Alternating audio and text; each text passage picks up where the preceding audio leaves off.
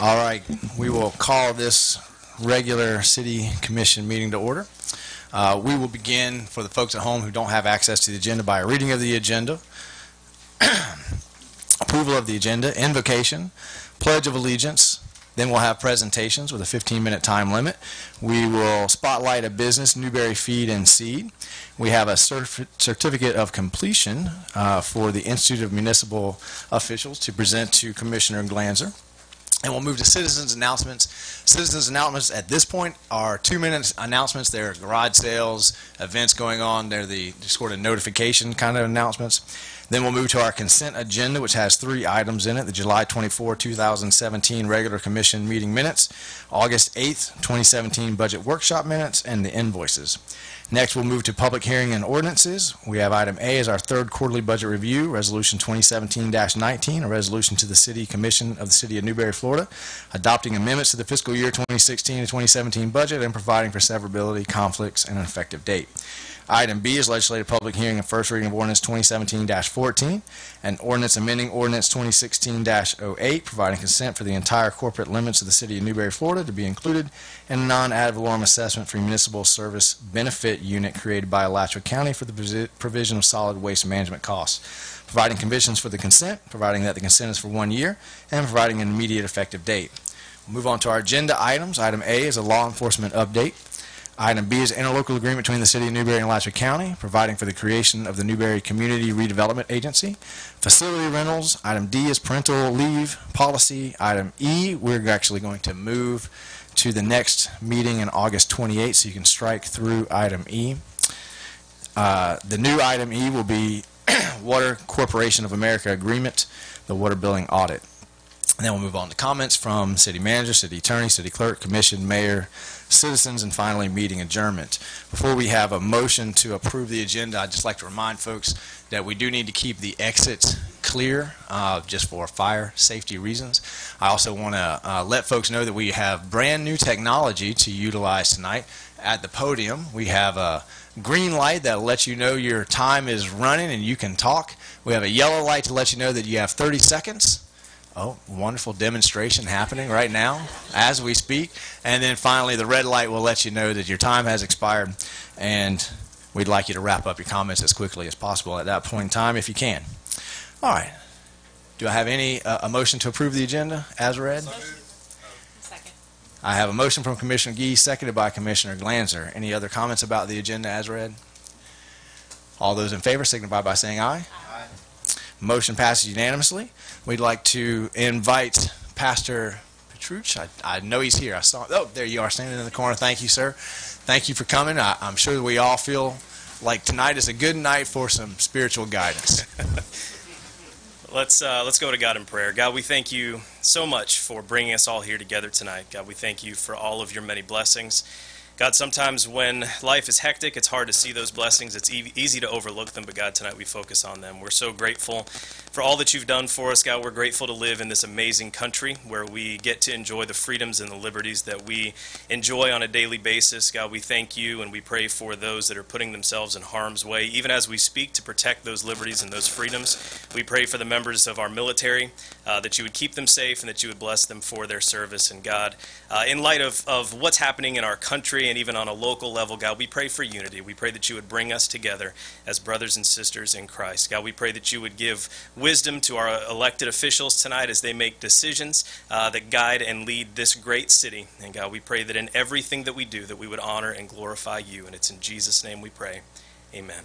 Amen. I pledge allegiance to the flag of the United States of America and to the republic for which it stands, one nation, under God, indivisible, with liberty and justice for all. Thank you, Pastor. All right, presentations. Our first presentation is a business spotlight on Newberry Feed and Seed. Mike, are you leading this, or is Brian? I think I am. And do we have anybody from Newberry Feed and Seed here tonight? There you are. Please stand up. Be recognized for the wonderful business that you do. This is Steve and Jean Rogers and their grandson. They own Newberry Feed and Seed and have since 2007. They provide seasonal feed, seed, and farm supplies. 10-year anniversary is coming up this December.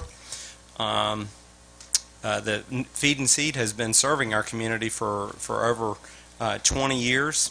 It's located in our historic building district, in a very historic building. 1932 is the year of construction of the building. And since that time, it has served as a grocery store, a gas station, ceramic studio, and currently in its present form as a feed store. So we appreciate all that Feed and Seed does for us, but they're strong supporters of the local 4-H and Future Farmers of America program, which is very strong here in Newberry. And they feel is an imperative to the survival of agriculture as we know it, to support those types of organizations. Lessons that our children learn through raising and caring for animals remain with them for a lifetime. So Mr. and Ms. Rogers, thank you so much for what you provide to our community. We really appreciate you.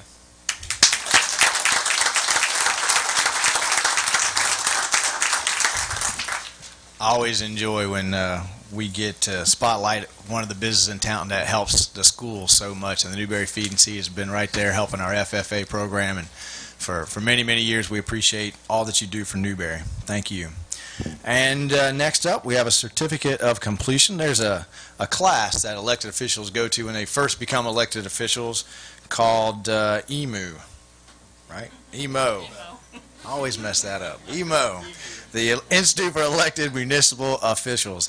And we always appreciate it when we have an elected official who gives up his or her time to go down and learn what it takes to become a commissioner. And Commissioner Glanzer did that, and she has completed it. So if you wouldn't mind stepping down with me 1 minute. So I don't know if we can get... I want to say thank you for investing in us in the training, and it's going to help me a lot tonight, I promise.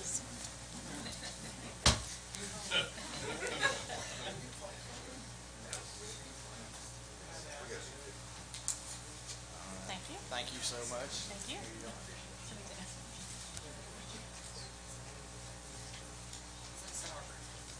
Thank you. Thanks.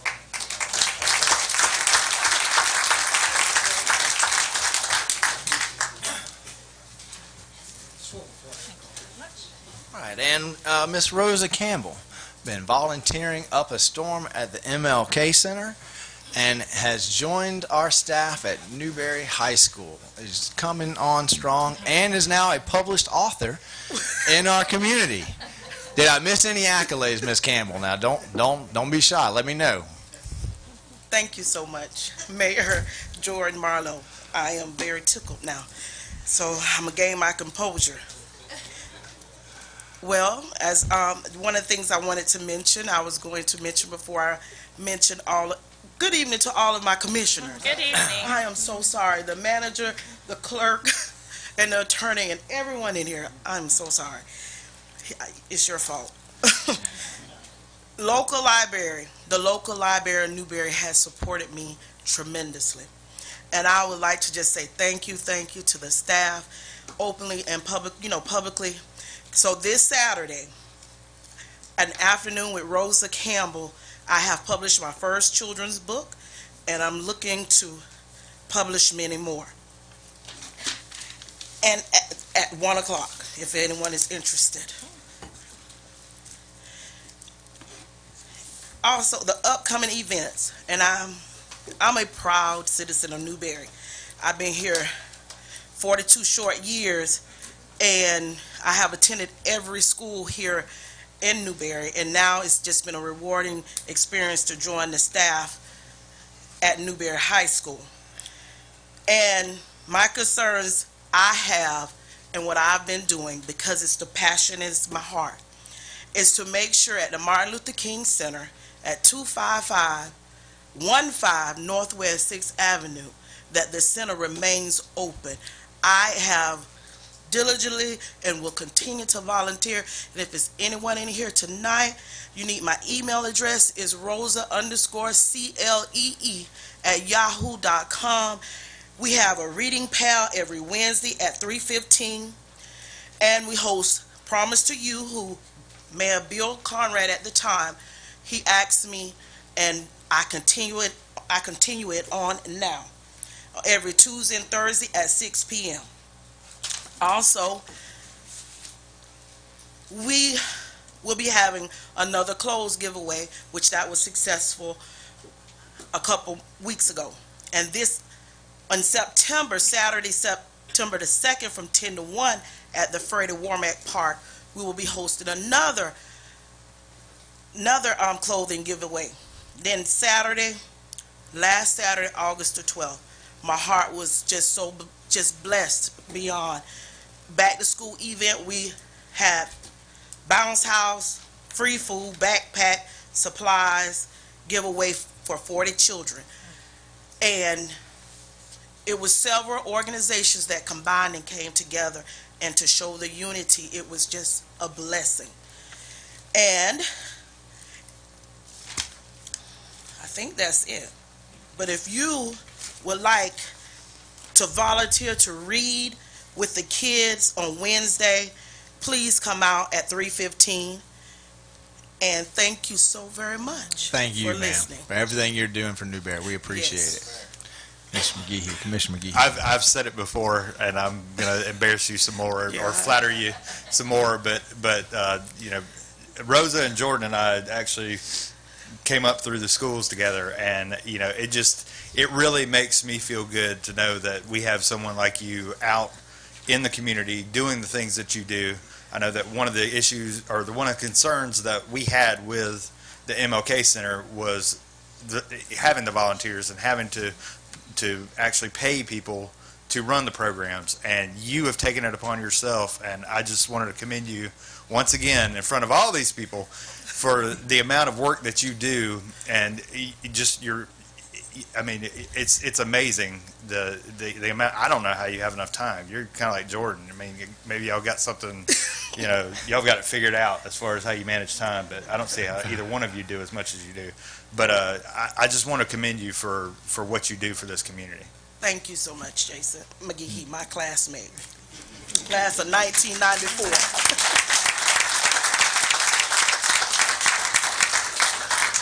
All right. We will move on to citizen announcements. Remember, guys, this is just the announcements. There's plenty of time to talk about the law enforcement on the actual agenda. So, Miss Peggy, introduce yourself, please, for the record. Just Peggy Loy, Firehouse Gallery. We wanted to announce that we have a new exhibit up, and we've done a little differently this time in that we've taken the two large galleries and made two themes. And one is Florida Springs, and it's pretty spectacular what people came up with. And the other side is fruits, flowers, and vegetables.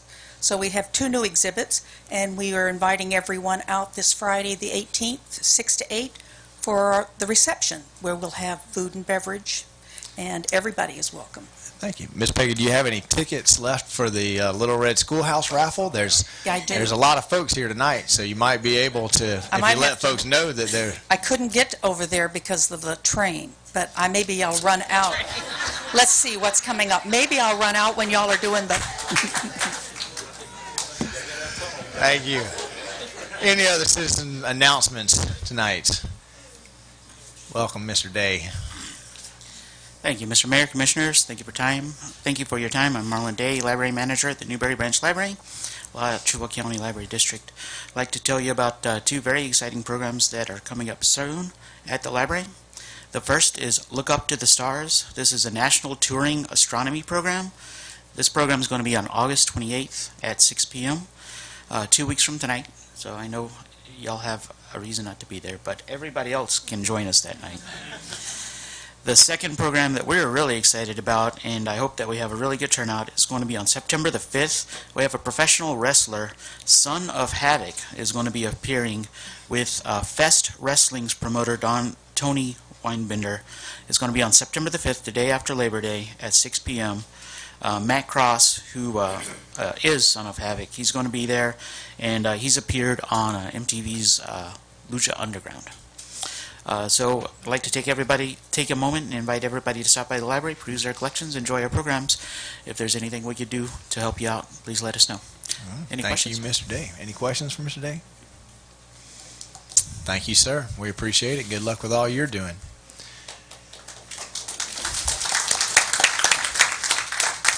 Any other citizen announcements? Going once, going twice. Moving along then. All right, we'll move to our consent agenda. Do I have a motion to approve the consent agenda? I have a motion from Commissioner Farnsworth and a second from Commissioner Coleman. All those in favor signify by saying aye. Aye. Motion passes unanimously. Public hearings and ordinances. Item A, our budget review. Mr. Manager. Mr. Mayor, as you know, we do a quarterly budget review and potentially an amendment to our budget, and Director of Finance and Administration, Dallas Lee, is going to lead us in this discussion. Good evening, Mr. Mayor and City Commissioners. First of all, we're having a few technical difficulties. We are currently still streaming, but we have lost one camera. So our podium camera isn't working, but our back camera is working, so there is still sound and beautiful view of the back of my head. As the Commission knows, at the close of each quarter, staff presents to the Commission a progress report on the current fiscal year's budget. I'll be brief tonight, as I know the Commission has a lot on its agenda, but if the Commission has any questions or would like me to go more in depth on any item, I'd be happy to. As of July 31st, which is third quarter plus a month, the city is 83.33% through its fiscal year, and overall the city is in compliance with its adopted budget. This is our report card, so to speak, in terms of your different funds. A green arrow means the fund is performing better than anticipated. An equal sign means the fund is right on track for what we anticipated. And a red arrow means the fund is performing below anticipation. As you can see, most of your funds are performing better than expected. The Champions Park Fund, the Debt Service Fund, the Electric Fund, Mosquito Funds are all performing as expected.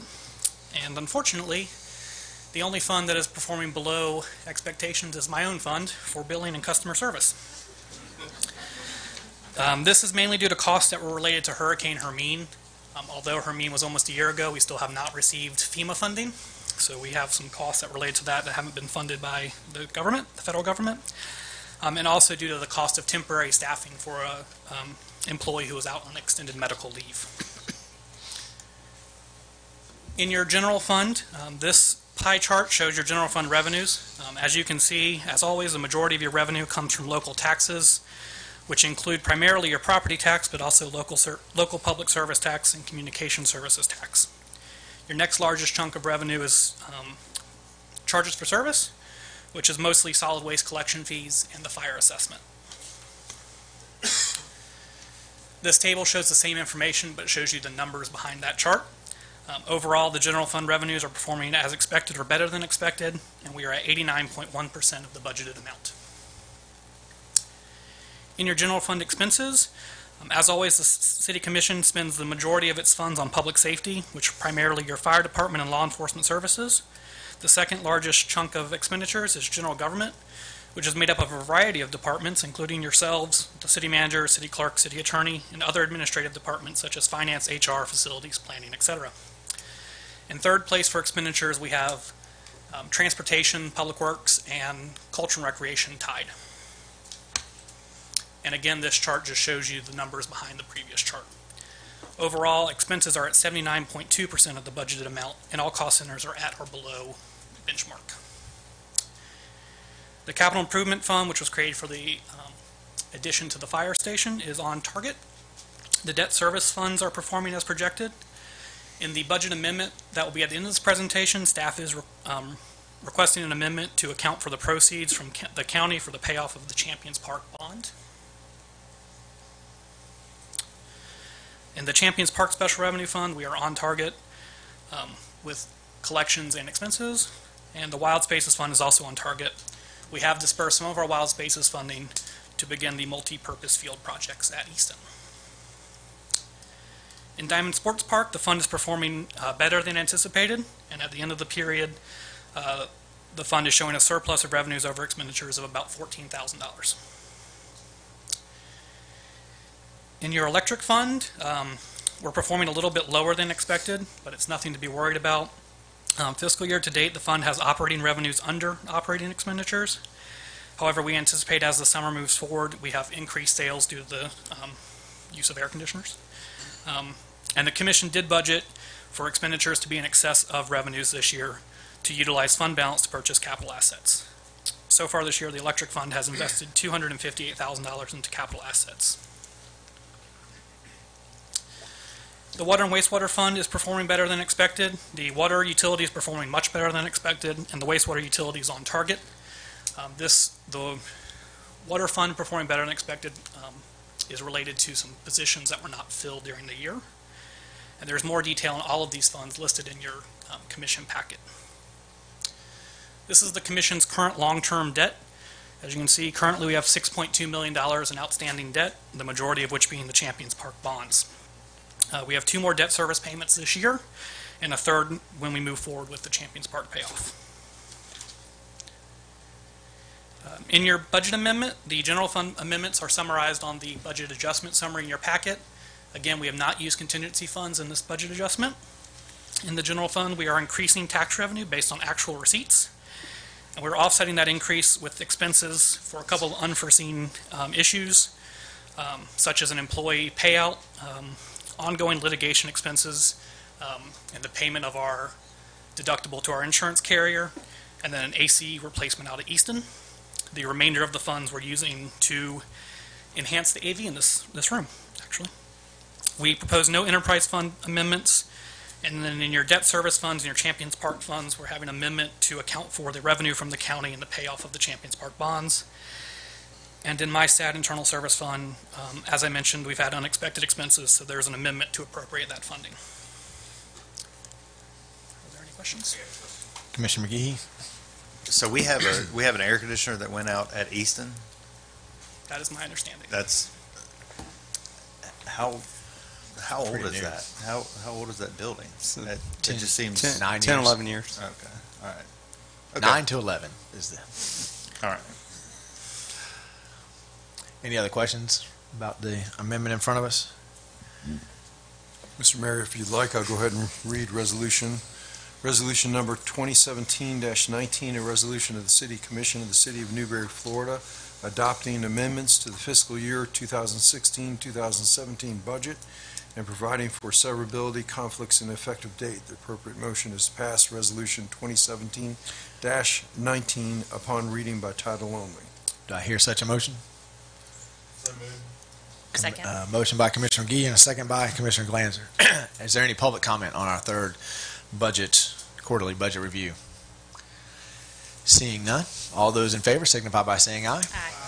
Motion passes unanimously. Before we move on to the next item, which I think is going to be Dallas as well, I would like to recognize the presence of County Commissioner Ken Cornell. We appreciate you coming out here tonight and being with us, sir.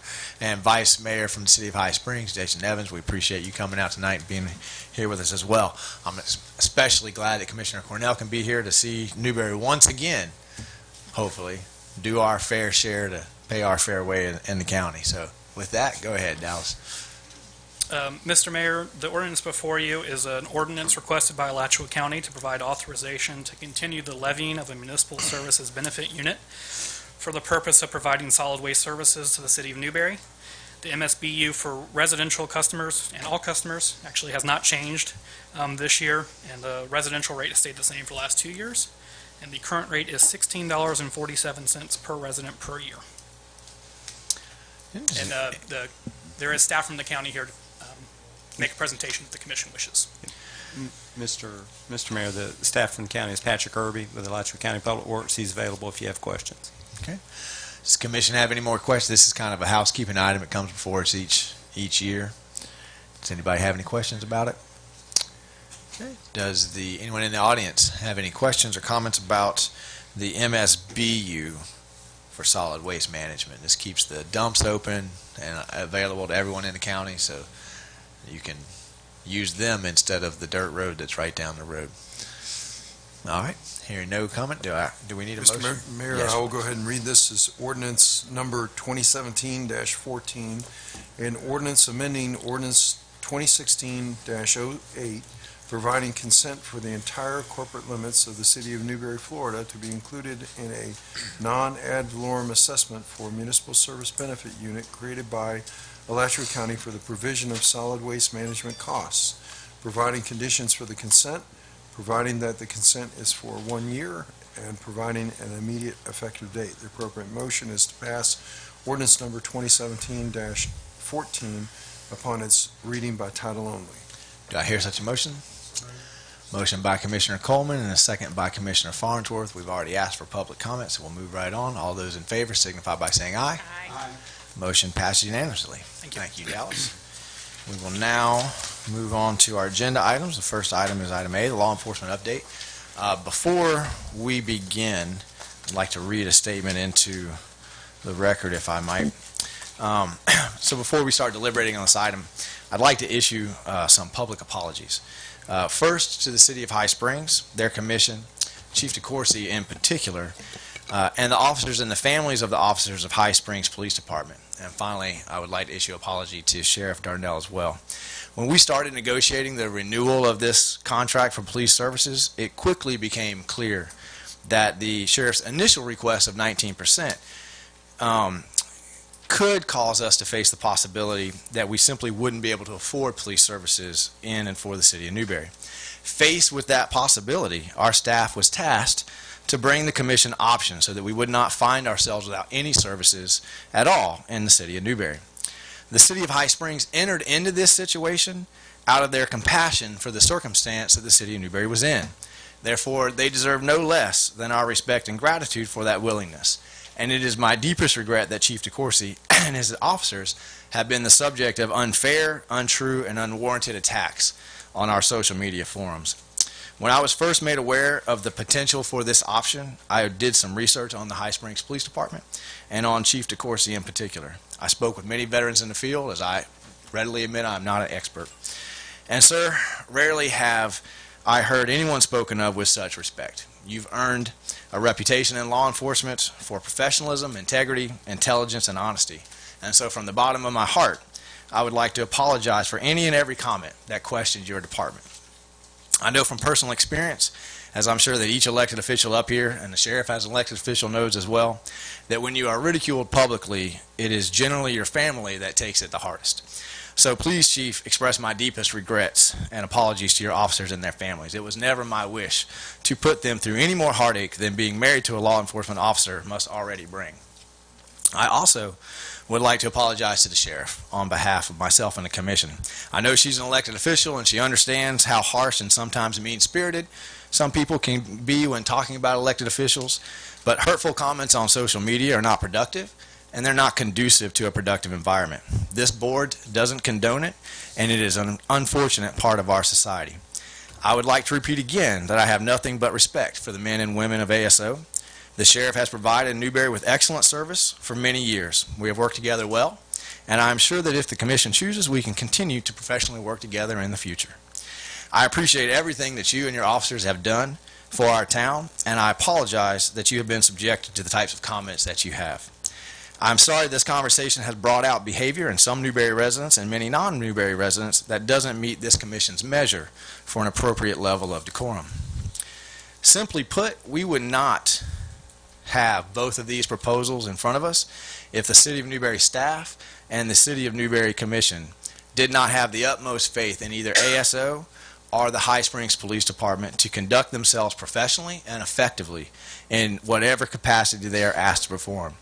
So I also want to thank both ASO and the High Springs Police Department for being here tonight and for giving this commission two options. They both have pros and cons that we need to discuss, and that is what we are about to do. Before we start, though, let me reiterate that we do have procedures to follow. We will hear from the city staff first, followed by either agency if they wish to make a presentation. The commission will then have the chance to ask questions, and then the floor will be open for public comment. We have a 3-minute time limit on public comment that will be strictly enforced tonight, as obviously we have a lot of people here that I'm sure would like to speak to this issue. It is also worthwhile to remind residents that public comment does not always mean a public question and answer period. We always attempt to answer questions raised in public comment, but we are not always able to do so. Some questions require additional research before we can respond adequately to them. So please understand this when you plan your comments. Also, we will simply not tolerate any personal attacks or unfounded accusations on anyone's character here tonight. That's not what we're here to do. And with that, Mr. Manager, will you please start us off?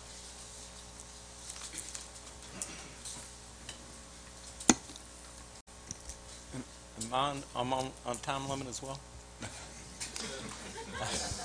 We'll give you 4 minutes, Mr. Mayor. Thank you, Mr. Mayor. Those of you that have heard me present know that quick presentations is not my forte. I'll effort tonight to be quicker than I have been in the past. And I think we can really resolve this or bring this to a nutshell. We have a short presentation by my standards, probably 8 slides, I believe. And I guess I want to start first by saying that normally when I stand in front of you, we've done our absolute best to give you an apples-to-apples comparison. We say that in public government all the time, apples to apples, apples to apples. And I'm telling you tonight that we have apples and oranges. And we have 2 proposals, that 2 opportunities that offer different levels of service and different costs associated.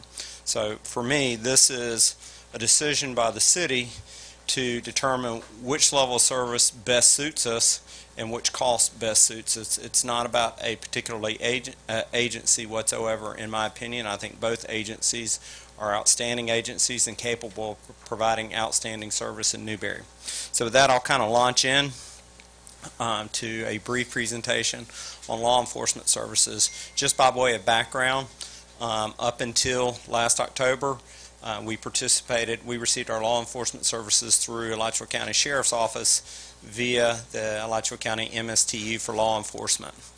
Last fall, or in the fall of 15, the Commission requested that we try to negotiate a contract for law enforcement services to get out of the MSTU for a couple of reasons. One of the primary reasons was simply that we would agree to something long before we knew the cost.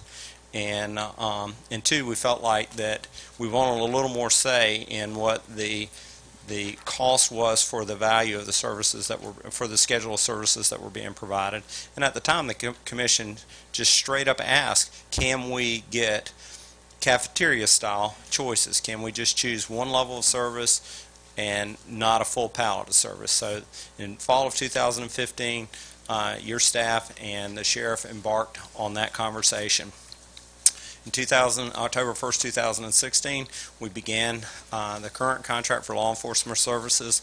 It's the first time in a long time, I won't say the first time ever, that Newberry had contracted for service. And what that service entails are what you see on the screen. We get 1 full-time deputy in a marked patrol car 24/7 within our city limits.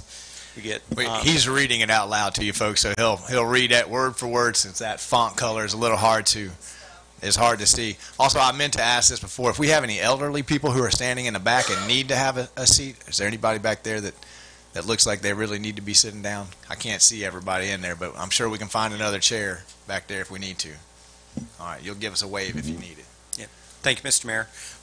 And I will try to hit the high points. I didn't realize. Go ahead and read it verbatim for us, if you will. Well, the services provided under our current agreement are a full-time deputy 24/7 within our city limits, 3 school resource deputies, 4 school crossing guards, increased patrol within the city limits, call load permitting, deputy attendance at our city commission meetings, which are typically twice per month, extra deputies for special events such as our homecoming parade, Christmas parade, Watermelon Festival, and Watermelon Festival Parade. And we also had a special event this year called West Fest, and Alachua County Sheriff's Office provided law enforcement resources for that, and also dispatching communication services for deputies.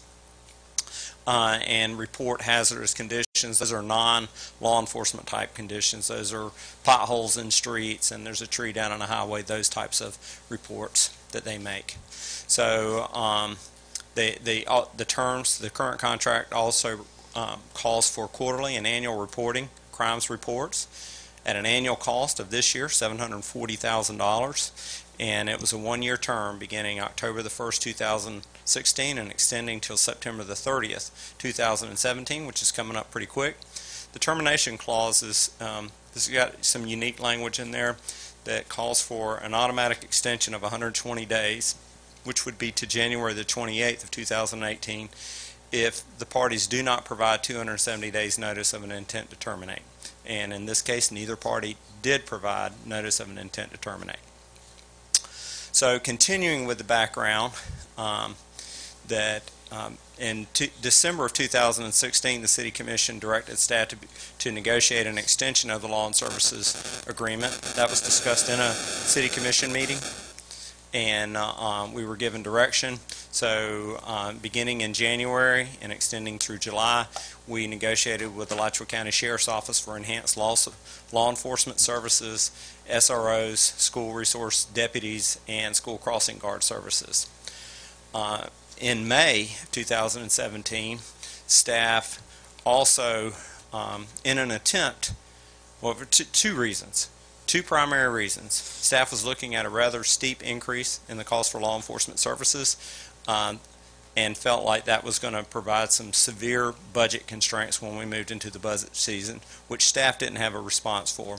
And second, recalling that a big part of our move to get out of the MSTU was simply to have choices, and the Commission had requested those choices back in 2015 for can we see what it costs for SRO only or school crossing guard only or enhanced patrol only. So in May, we contacted the City of High Springs, asked if they would tender a proposal, have discussions with us about school resource officer service and school crossing guard service, and we negotiated with them through July to come up with their offering. So we received draft agreements developed by both agencies. I have a feeling that tonight that staff would recommend that either agreement, as is currently in the agenda package, might receive some very minor tweaking, and that it be, if the Commission selects one agreement, that they ask staff to go back and tweak a few things to make sure we got them right for presentation at the August 28th meeting. I don't think there's anything of any substance, but we would like to get a few things correct in both of those. So the draft agreements are in your backup information, as is the current contract is in your backup information. And here's a comparison of what those contracts are offering. So it's a 3-column. This is also in the handout in the staff report that we provided. For basic level of services, the basic law enforcement that every resident of Alachua County gets, whether you're in a municipal area or not, is paid for through your county general fund taxes, is the sheriff's basic offering countywide. And High Springs wouldn't be providing that basic level service. The city of Newberry receives that service as long as they're paying their county property taxes every year. So those are a dead heat. They're the same no matter which service provider the Commission were to select. The next item is what we title Enhanced Patrol, and the Sheriff's Enhanced Patrol is similar to what we have this year, which is 24/7 deputy within our city limits and in the Foxtrot zone, and to attend City Commission meetings, to participate in city events and parades. And this year the Sheriff included a fee waiver for alarm fees at some of the city facilities, which has been a little bit problematic for us in the current contract year, and she recognized that and said that she would offer to waive those fees. On the High Springs proposal, High Springs does not offer any enhanced patrol services whatsoever, so that choice is not before the City Commission tonight. Regarding school safety, very similar offerings. The Sheriff is offering 3 school resource officers, 3 resource deputies, and 4 crossing guards. And I should point out that there is a supervising, I believe, sergeant that the Newberry school resource deputies would report to, as well as some of the other deputies from the western part of the county. High Springs is offering a dedicated supervising sergeant that would share with High Springs' 1 school resource officer in their school, plus 3 dedicated school resource officers and 4 school crossing guards. And then at the bottom you can see the annual cost. The annual cost for year 1 through 4, essentially the sheriff has agreed to provide a year 1 cost of $777,000 with an annual price index of 3.75%. High Springs offering is an initial cost to the City of Newberry of $270,000, $270,762, and that would increase annually by 3%. there's a year differential between the two. The sheriff is offering a 3-year contract because that runs parallel to her elected term. High Springs doesn't have an elected official with a term, and so they've offered us a 4-year offering opportunity. So that, let me make sure I get this right. Recommended actions from staff are to discuss the item, consider proposals, direct staff accordingly, and authorize execution of a law enforcement contract with either the Alachua County Sheriff's Office or the City of High Springs. And staff is available for questions if you have them. All right. Commissioner, you have any questions of our staff? Commissioner Glanzer? Okay, sure.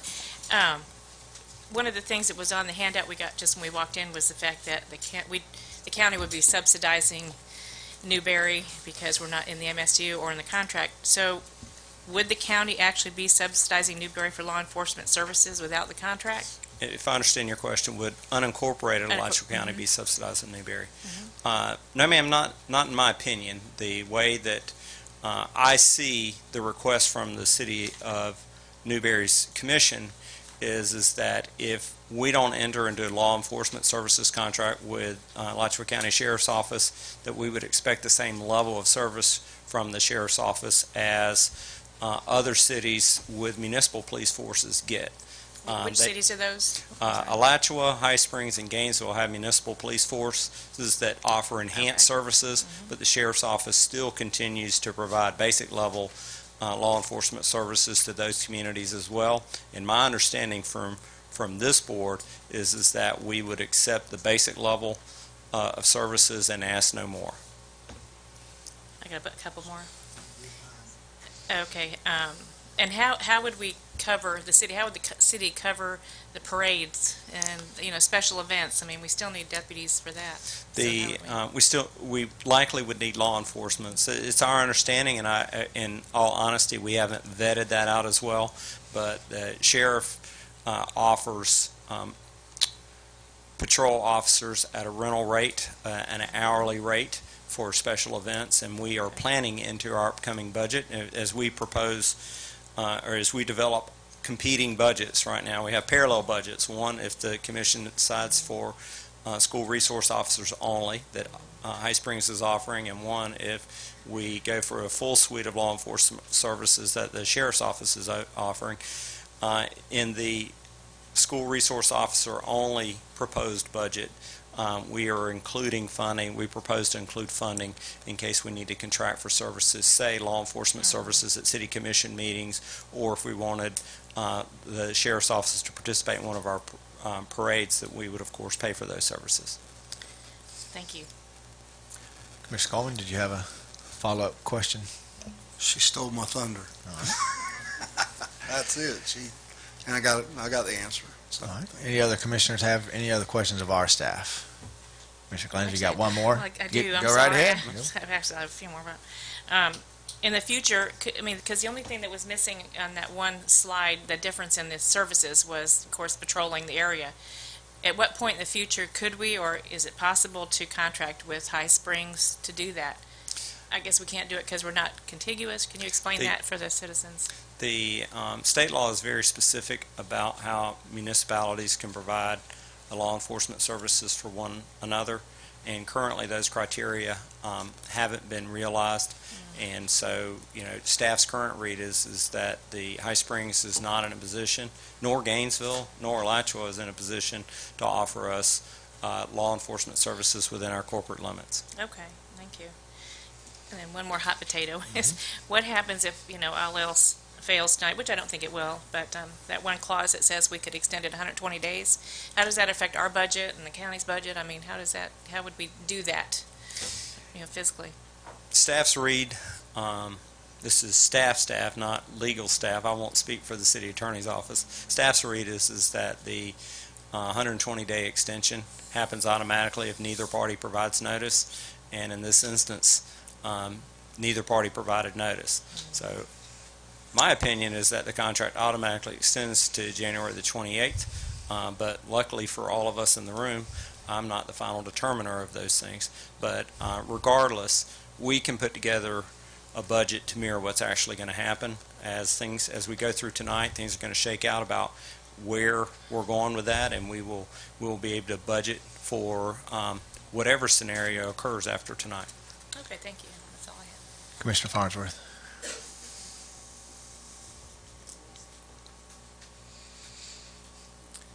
Momentary pause while he remembers to plug in his mic. Mr. New, how much money do we have budgeted for law enforcement in this upcoming budget? Well, we are running parallel budgets. So, in the last time we had a workshop, we had $770,000 plugged into the budget, but we also showed you very little funding available for your capital improvement programs and things of that nature, and we also showed you a millage rate that was about 0.2 mils higher than our current millage rate. In our parallel budget, where we anticipate decreased costs for law enforcement services, we've kind of filled in some of those gaps with the capital improvement programs that you started 2 and 3 years ago that you have indicated to us through our workshops that you'd like to continue funding. If we were to go with the High Springs proposal, the difference in the money, could that be set aside for future use and possibly starting our own police department? Yes, sir. Absolutely. The staff would take direction from the City Commission on what they would want to do with the potential savings. Staff will have some recommendations. To Commissioner Glancer's question, we'd recommend that a bit of it get set aside to provide for law enforcement services on a contract basis as we need them through the year. And then the rest would be available for savings to start our own law enforcement agency at some point in the future, capital improvement program, or any other programs that the Commission is interested in funding.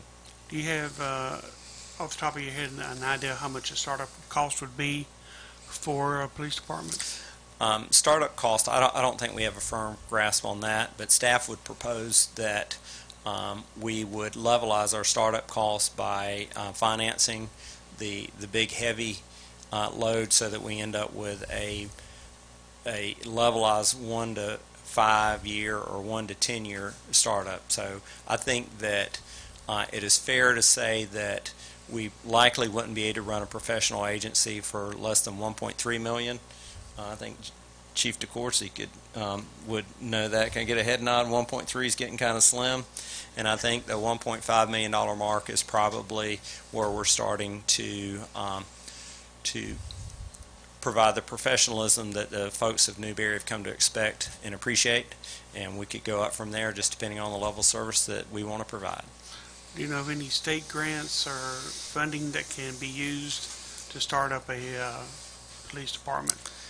No, sir. We haven't run across anything large scale. Now, there are both in all of our public safety sector, there are smaller grants, burn grants and things of that nature to help with certain tasks, but I would venture a guess that we would not be able to secure more than $100,000 worth of funding in any year for a startup, although we would absolutely give it a shot.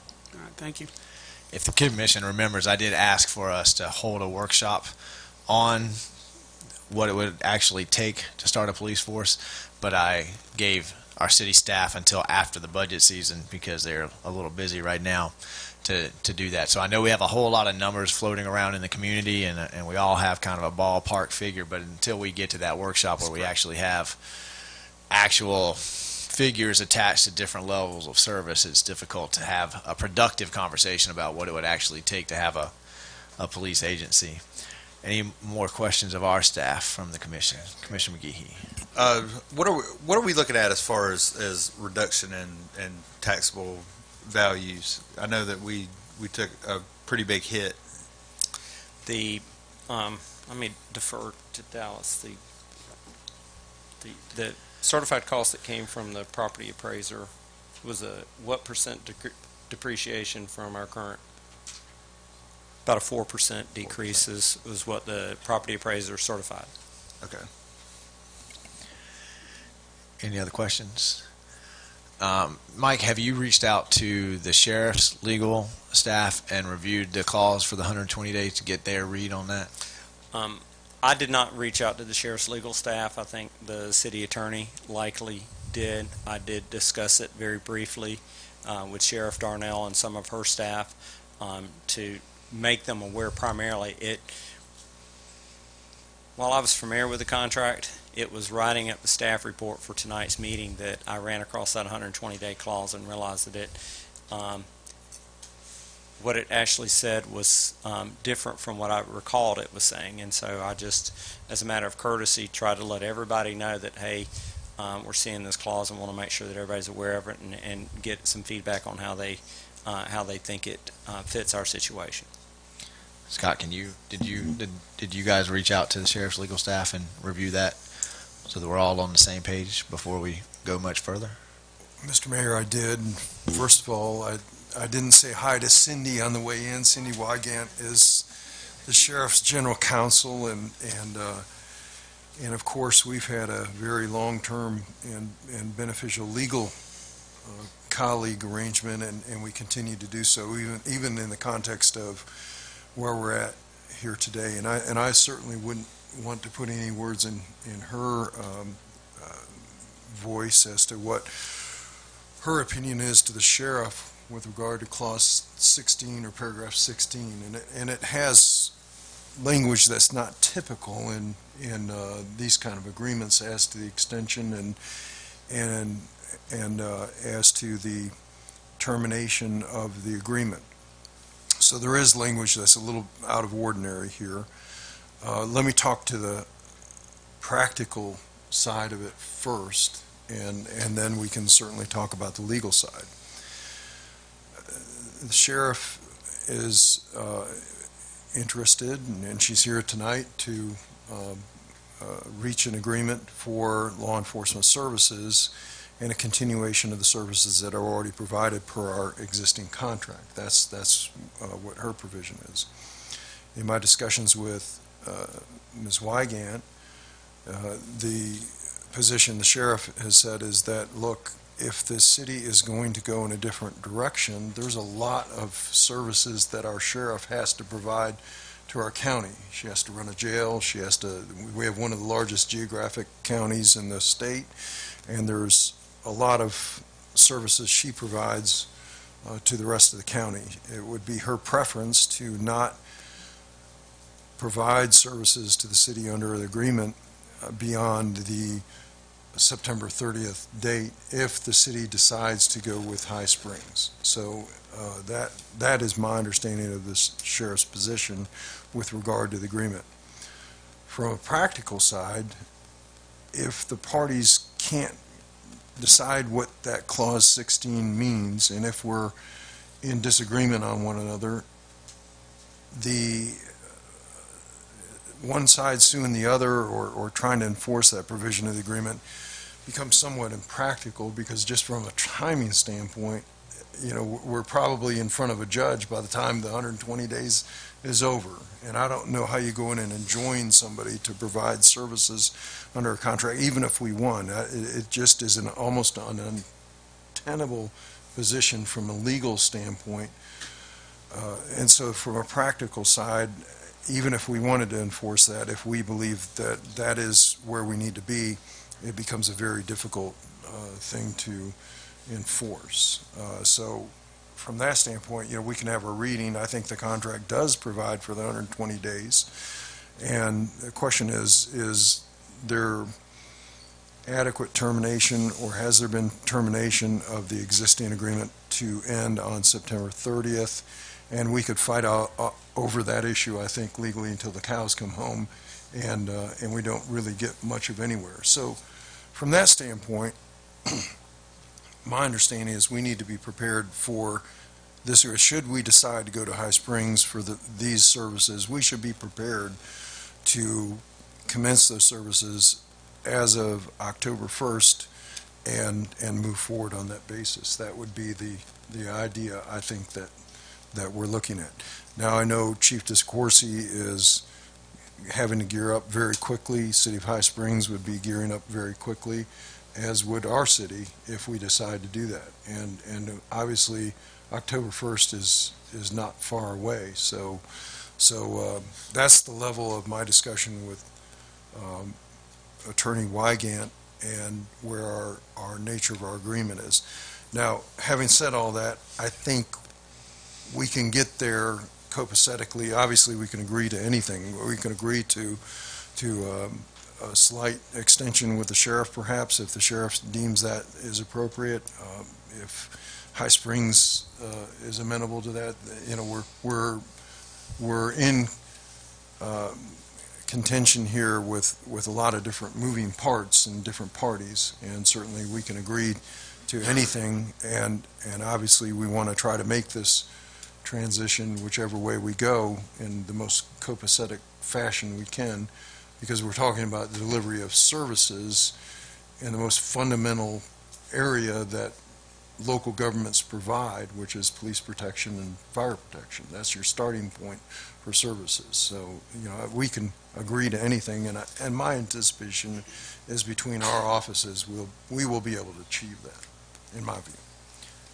Attorney Wygant, do you have anything in Scott's answer that you want to refute, or are you okay with what he just stated? While we're fresh on our mind of what he said, I'd give you the opportunity to respond if you think that we misspoke on any of those points. Thank you, Mayor. Cynthia Wygant, General Counsel for the Alachua County Sheriff's Office. No, I don't disagree with anything Mr. Walker has said. Okay. And especially as to the point about entering into some sort of an amendment or a contract extension, I believe the sheriff is interested and amenable to that idea.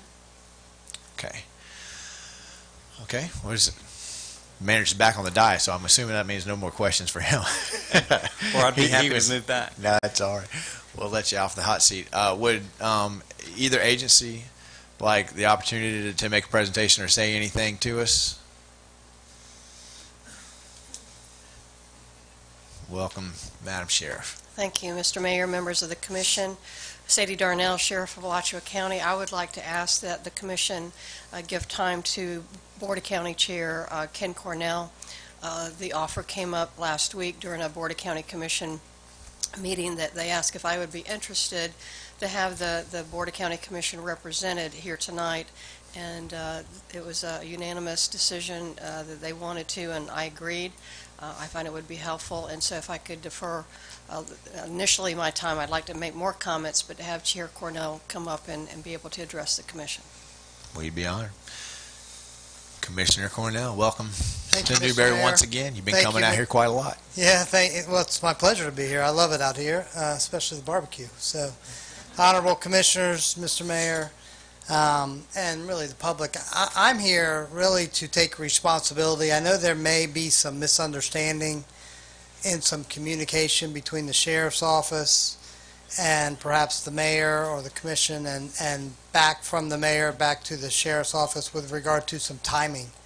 And as your chair of the county commission, I think most, if not all of that, is probably our fault. And I'd just like to stand here and tell you that, so that if that is weighing into anyone's decision, that you kind of put that aside and go ahead and blame me. You know, we have a budgeting process. We have very clearly said to the sheriff that through that we would expect the MSTU amount to be contracted with the city of Newberry. I know a year and a half ago we had a joint meeting, and we had some discussion about would it be okay, or would the county commission object, and certainly we wouldn't. And I stood here and said, you know, whatever's best for Newberry, I'm in favor of. So to the extent there was some miscommunication due to timing, I'd like to just take that responsibility today, and that way we can put that aside. We also sent a letter today. I'd like to go ahead and read that into the record. I've got a copy, Mr. Mayor, for you and for the clerk. And it says, Dear Mr. Mayor Marlowe, I am writing to urge you and your colleagues on the commission to reach common ground with Sheriff Darnell on her contract for services with the city of Newberry. Failing to do so will cause a ripple effect that will have consequences that are very disconcerting to the sheriff and her staff. We finalized the sheriff's budget last Thursday on August 10th in a process that was cooperative and saw both parties working together in the spirit of cooperation and compromise. Now more than ever, that type of positive approach is important for governing agencies. Just as we are working with your commission on the CRA and road projects, we hope you will work with the sheriff to help provide this important service to the residents of the city of Newberry. Thank you for your consideration in this matter. And so I'm here really just to read that into the record, to tell you how much we value your commission and we value the relationship we have with the sheriff. And if there was some miscommunication, to please just go ahead and blame me. We catch a lot of it oftentimes, and that's okay. We do the best we can, but sometimes the timing doesn't work.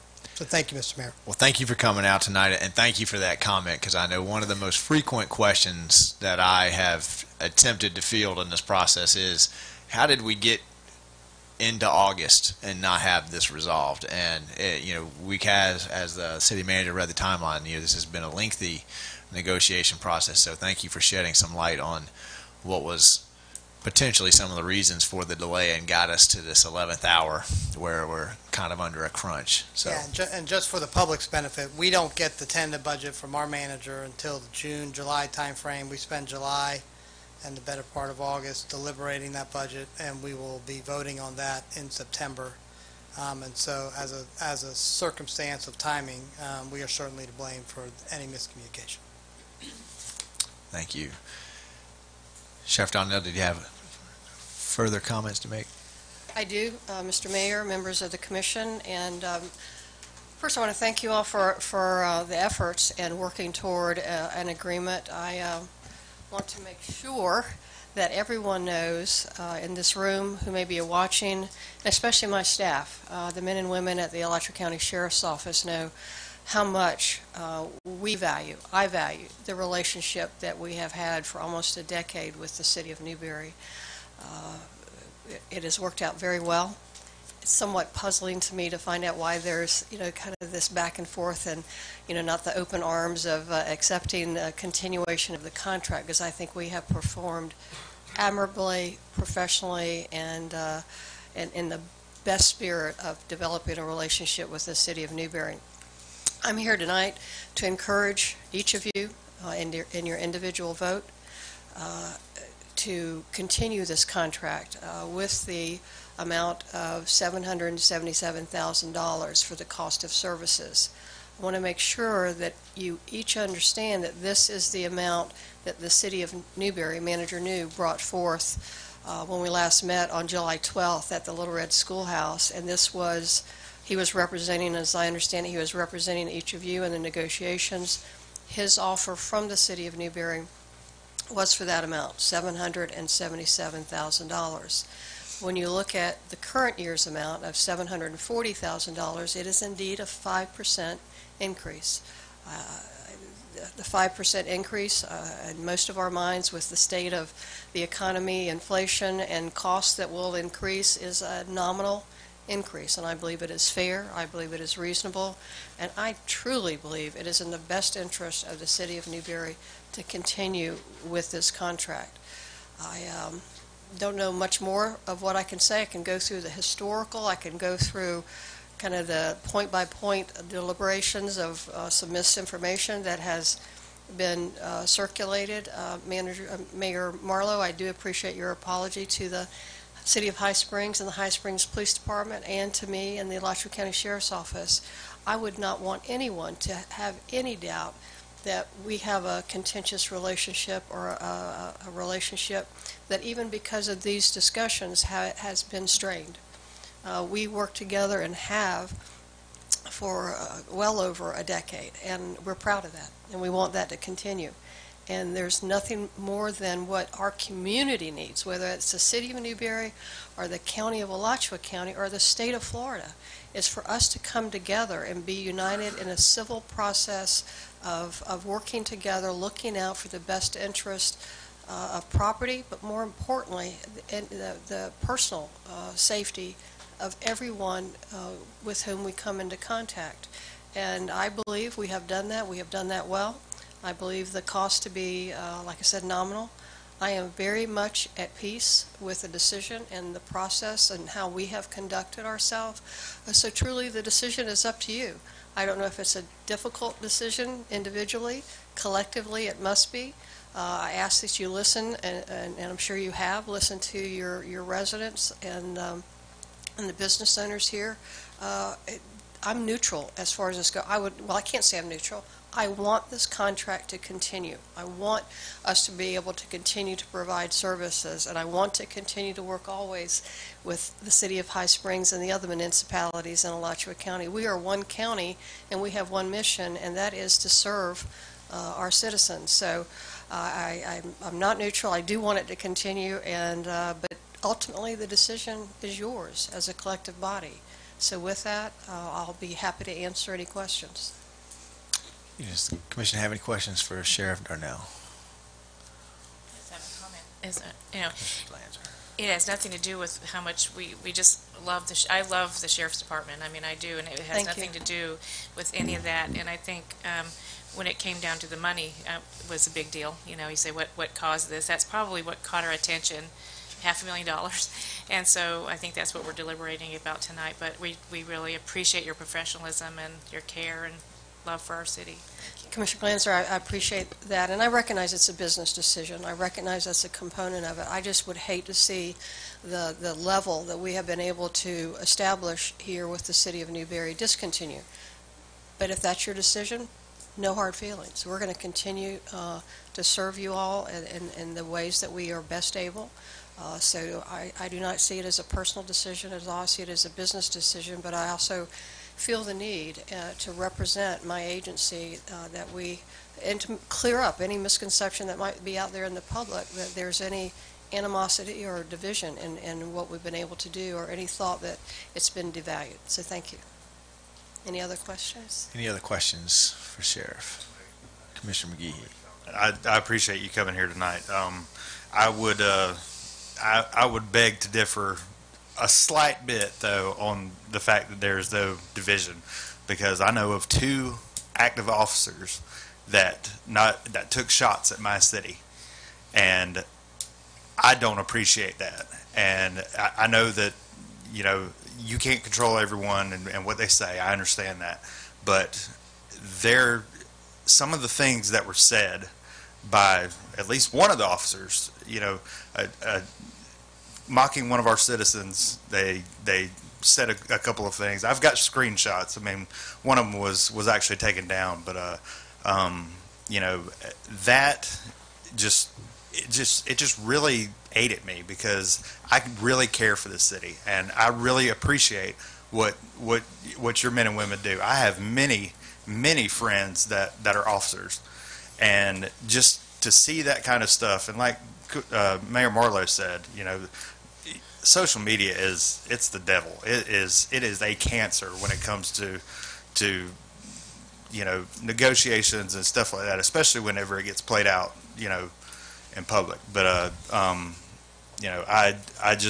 wanted to get that out there, because I've had several citizens that have come to me saying that they were upset about it. I know I was extremely upset about it, and I just wanted you to be aware of it if you were not already. Commissioner McGehee, I am not aware of specifically of what you're talking about. I know that there's social media out there and a blog and all those kinds of things. I cleared myself of that bane of our existence long ago. I just do not follow it. I do not believe that social media is the forum from which we should do business. And so I would like to talk to you privately later so I can be aware and look into that matter. Thank you. I think we can all agree that social media is much more a vehicle for misinformation than it is for good information. So I appreciate the emails and the correspondence and the civil discourse that we are having here tonight. And that's generally my experience when you talk face to face, So any other commissioners have comments or questions of the sheriff? Thank you, Madam Sheriff. Thank you for your time.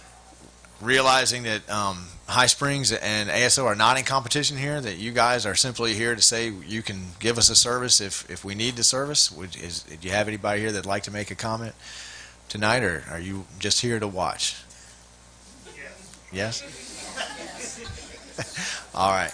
Then we will open the floor for public comment. If we could, remember we have a 3-minute time limit, and if you want to get in line, you can certainly... I'm first in line. Don't forget the microphone back there, Mr. Freddie. You want to make sure the folks at home can hear you. Is it on? Mr. Mayor, City Manager, all the commissioners, I'm Freddie Womack, as you well know. Welcome, Mr. I Mayor. gave 20 years of my life to this town for free, mostly. All of you get paid now. When I first came on board, wasn't any salaries. The law states that you must, any municipality must give the citizen fire and police protection. Am I right? How you get there is your way of doing it. But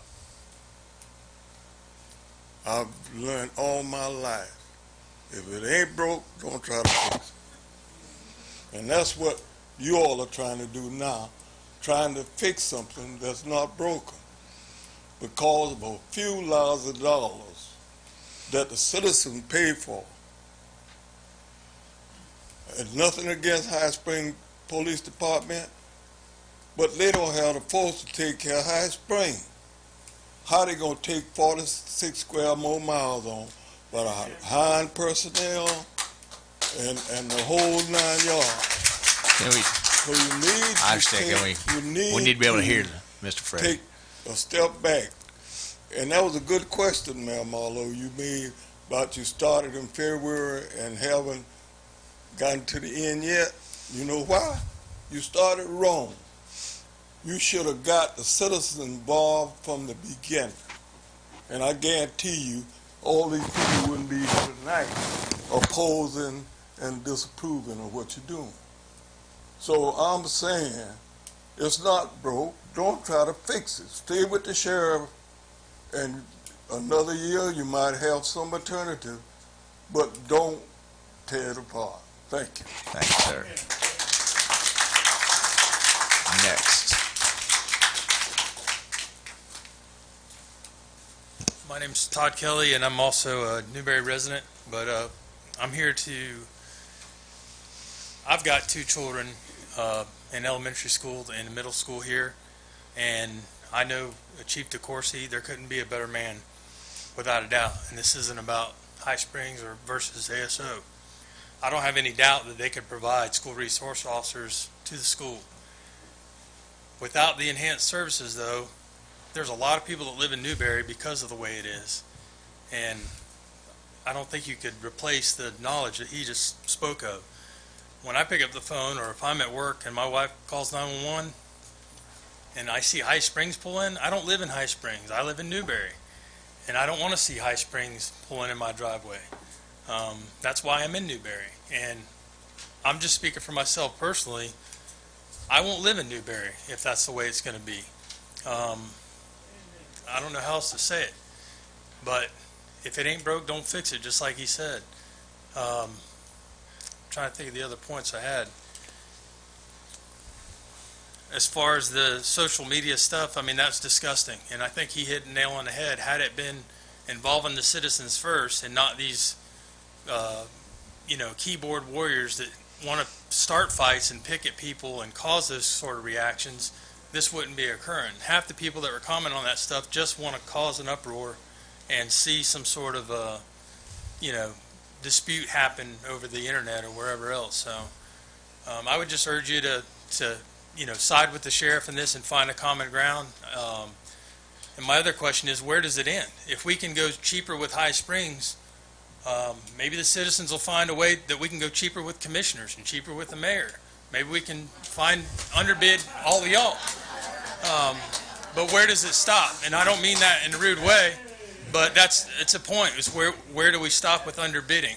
Are we always going to take the low bid? You get what you pay for, and I don't doubt for a second that they'll be able to provide the services in the school. But when you contract with the sheriff, you're not just getting a deputy here 24 hours a day. If something happens, the sheriff's going to throw every card that she has at it. If that means 10 more people, then 10 more people will be here, regardless of what the contract says, and she'll do it because it's the right thing to do. And she has the ability to flood those resources here if it's needed. And it's not going to have anything to do with the contract. She'll do it because it needs to be done. And so I just urge y'all to keep that in mind. Thank you. Thank you, sir. I'm Jenny McCoy, as y'all all know. I one of my concerns, as I've mentioned to you, is the time that it would take for someone to get to Newberry if we needed them and if they weren't in the area. I drive Uber, and I am a frequent caller to the Sheriff's Department for different things on my way home at 2 o'clock in the morning, because it seems like there's always something happening. And they've always come immediately from Newberry, between Newberry and Gainesville. And so that is a concern because it's always an emergency, or else I wouldn't be calling. That's the first thing. The second thing is, has anybody thought about or asked the question, how much is the dollars for using them for special events? And I know that they're always at the special events, and it's important to have their presence there. And then the concern too about if the crime may increase in Newberry, not knowing that knowing that there's not anyone around. And so even though they're going to still provide services of sorts, I think it's really important to have them in this area on a regular basis, because I know when I can drive through here at 2 o'clock in the morning, there's presence that I can see. And I think it's important for the criminals to be able to see the presence as well. Thank you. Thank you, Miss Jenny. Come on down. Don't be nervous now. Christy Watford. I have had only 2 times I've had to call or involve ASO. Once I discussed last year at the MSTU meeting, and it took 50 minutes, and they were more concerned about me putting away my firearm while they were on their way. Well, it took 50 minutes, and we had MSTU before they could get there. So, and then not too long ago, a little over a month ago, I had my wallet stolen and so forth, and I had my driver's license in my pocket, so whenever I did the report, I'd given the officer my ID, and I live right next door to Brandon, and somehow, whenever they notified me that they couldn't find anything or whatever, it went to an address in Hawthorne. Not on my ID, not on my public record, not wherever, and it's not even a valid address in Hawthorne. So, if you can't find the good guys, I'm not sure you're going to find the bad guys. And as far Jordan got up here and apologized for the social media posts and so forth that citizens made, and when Sheriff Darnell got up here, the huge ordeal and a lot of the hard feelings was after the video that was posted to social media. So if social media is a devil, then why did it go there? Why did it get posted there? If that's how you're going to do it, and then officers of her department posted negative things about a whole plethora of different people, not just the one person, and hurtful comments and whatever. I brought it up on my phone call with Sheriff Darnell, so I know she knows about it, and when she got up here, she chose not to apologize for her officers or anything that could have been posted. So if Jordan's willing to apologize for the whole city of Newberry, I'm thinking that it should have been the same, but that's my opinion. Thank you, ma'am. Mr. Mayor, just real quickly, the way we run their commission meetings, and Mayor Warmack was a good example of it, he talked through the chair. So that's how we don't interact with members of the public. Everything goes through the chair. That's how we do it. That's one of the rules of civility that we, just for everybody's purposes in running the meeting tonight, when you're talking at the podium, you're talking to Mayor Marlowe here this evening, okay? Good evening, ma'am. Introduce yourself to us, please. Karen Black, Mayor, Commissioners, Sheriff Darnell, Chief DeCourcy. I'm not here to talk bad about anybody, but I am here to try to make a point. My family was the victim of one of the most horrendous crimes that this city has ever seen. In 2010, it was the murder of my 96-year-old grandmother. And anyone that lives in Newberry and leaves Newberry every day sees the billboard. Lila Leach, 96 years old, bludgeoned and strangled. July 16th, 2010. The crime has yet to be solved. It is being worked on. The day that happened, my aunt walked in and found the results of that crime. Their response was 6 minutes. I would like to know, or I would like to propose the question, and not in a confrontational way, but I would like to know how something like that would be handled. Who are you going to call when something like that happens? Who's going to respond? You're bringing the public in, you're bringing many people into these big venues, these big sports venues and everything else, and they're coming into an environment that's not going to be protected. When you hear noises in the middle of the night and you don't know what the heck they are, who are you going to call? Who's going to come? Well, if that's what it takes. If that's what it takes. I think that anybody can sit here and pick apart a bad experience, but I can tell you, as the granddaughter of a victim of a murder, I'm supporting the sheriff, the sheriff's office, and all of their employees who provide this community for my family's protection in this situation. I have all the respect in the world for Chief DeCourcy. But I don't think that it's safe or that it is fair to not only the citizens, but to the people that come into this community on a daily basis to do business or to go to sports events or anything of that nature under the pretense that they're going to be protected day, night, or whenever, holidays, whenever it may be. Yeah, you can hire somebody to do a Christmas parade. You can hire somebody to do the Watermelon Festival. They'll come in and they'll leave. Who's going to be here at 1, 2, 3 o'clock in the morning when somebody's got a prowler outside their window? Your crime rate is going to go up. I'm a retired law enforcement officer of 35 years, and I say that only to say your crime rate is going to go up. The level of fear of the citizens and the people that patronize this city is going to go up. No one is perfect. No one can provide 24/7 relief for anyone.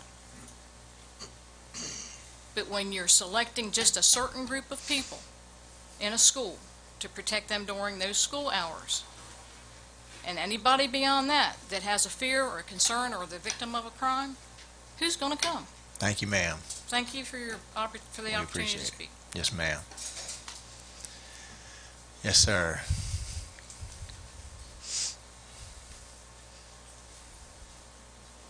Good evening, Mr. Mayor, ladies Good evening. and gentlemen of the commission. And Can you hold on to the podium there, sir? Brace yourself so you can get to the microphone. And if you would, give us your name and introduce yourself to us. all of my brothers and sisters in the audience. You know, I have respect for all of the Could you law. give me your name, sir? I'm Gary Nolan. I Thank live you. over in Newberry Hills. Thank you. Been here 14 years. And I've enjoyed being here. I've enjoyed the protection I've had. And I was with, I get all upset when I get to talking, but y'all have to Take bear your with time, me. sir. You're just fine. Take your time. When I was one of those hundreds of thousands and millions of men that went across the pond to ensure our safety. And I want y'all to ensure my safety here in this town. And I think the sheriff is the one to do it. Not saying anything bad about High Springs, but the sheriff has all of the equipment, the labs, the force, everything, you know. And that's, I'm legally blind. Would the mayor raise your hand? Right here, sir. Right there. Okay. You know, my grandson said you was a fine fella. Said he liked you, and said you was a good teacher. Well, tell him I said thank you. I Okay. appreciate that, sir. And I'd like to introduce my friend, my caretaker who takes care of me, Alice Flores. As he said, good evening, everyone. Yes, my name is Alice Flores, and I live in Newberry, but I live kind of rural Newberry. And I just would like to say that this rents a police officer, it's not going to work. I just don't see how that's going to serve the citizens. And besides, the Alachua County Sheriff's Office handling crime, I had a situation in my property, my rural property, where a giant hog came out of nowhere and was going crazy around the property. I have horses. You know what hogs do? I didn't know what to do. So I did not call 911, but I called the non-emergency Alachua County. They were out there like this. They came out, they saw what was needed. Within 45 minutes, there was a trailer to pick up that hog. They rounded him up and took him away. And for me, that was worth every penny of my tax dollars. You know, I think they were a good department. That's all there's to it. Nothing against High Springs, but if you cut their budget by $770,000, there's no way we are going to get the service that we are getting today. So I would strongly suggest on going with the Alachua County Sheriff's Office. And that's all I have to say. Yes, how many families are here? Oh, and I don't know how many families, as far as population, I know we're close to 6,000 here. All right, so that Just under 6,000. Okay. Well, that's probably too small to have our own police department, really. I think with all the growth that I'm seeing, and I'm a newcomer because I've been here going to be 6 years in September. With all the growth that's going on, I'm sure there'll be a time in the future where that will make sense. But right now, if it ain't broke, don't fix it. Thank you, ma'am. If you guys could just step to the side and let the gentleman have a clear path to get back to his seat.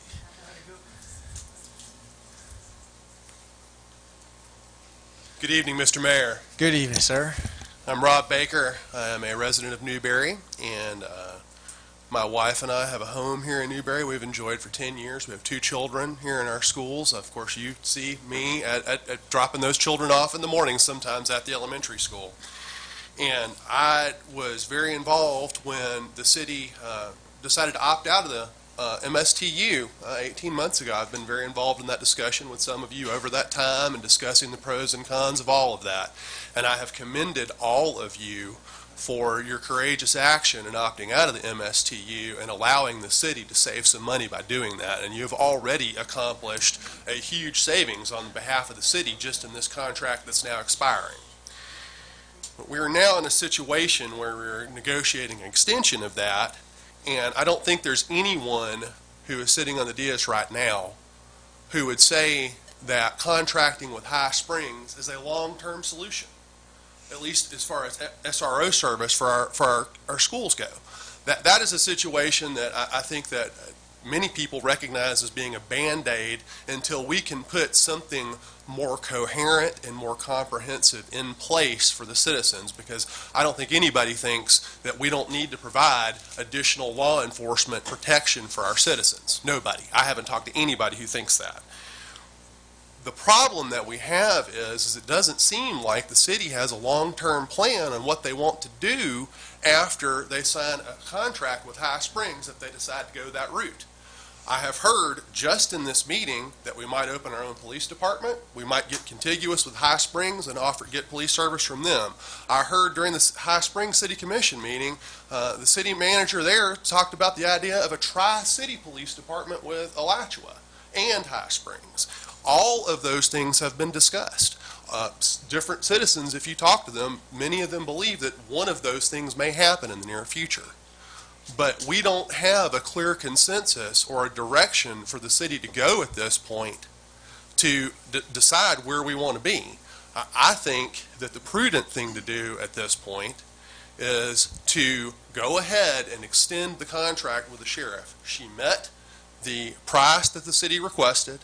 She met the request for a multi-year contract that had a specific amount that would be increased over time, and that will cover the remainder of her elected term. We have time to figure out what we really want to do. Do we want to have our own police department? Do we want to become contiguous and form this western end municipal servicing district, you know, we have some options here, but I don't think that we want to make a decision before we know what option we want to select. I would encourage the city to extend the sheriff's contract and then to have a workshop with public meetings to discuss what direction we want law enforcement to take in the future. Thank you, sir. Thank you for your time. All right. Mr. Boyer, make sure to introduce yourself for the record. Walt Boyer, citizen of Newberry. Start by saying I got the utmost respect for our sheriff's department, our deputies, City of High Springs, Chief, your officers, all law enforcement. Utmost respect for you guys. It's a hard job. Mr. Mayor, I'm going to read my statement because I've been thinking about this issue for a long time. When the City Commission agreed to a contract with the sheriff, I was very much in favor of it because it prevented us from being tied to an uncapped MSTU. This elected body's primary responsibility is to be fiscally responsible with our taxpayer dollars. And I believe the move to a contract was a very good move based on that responsibility.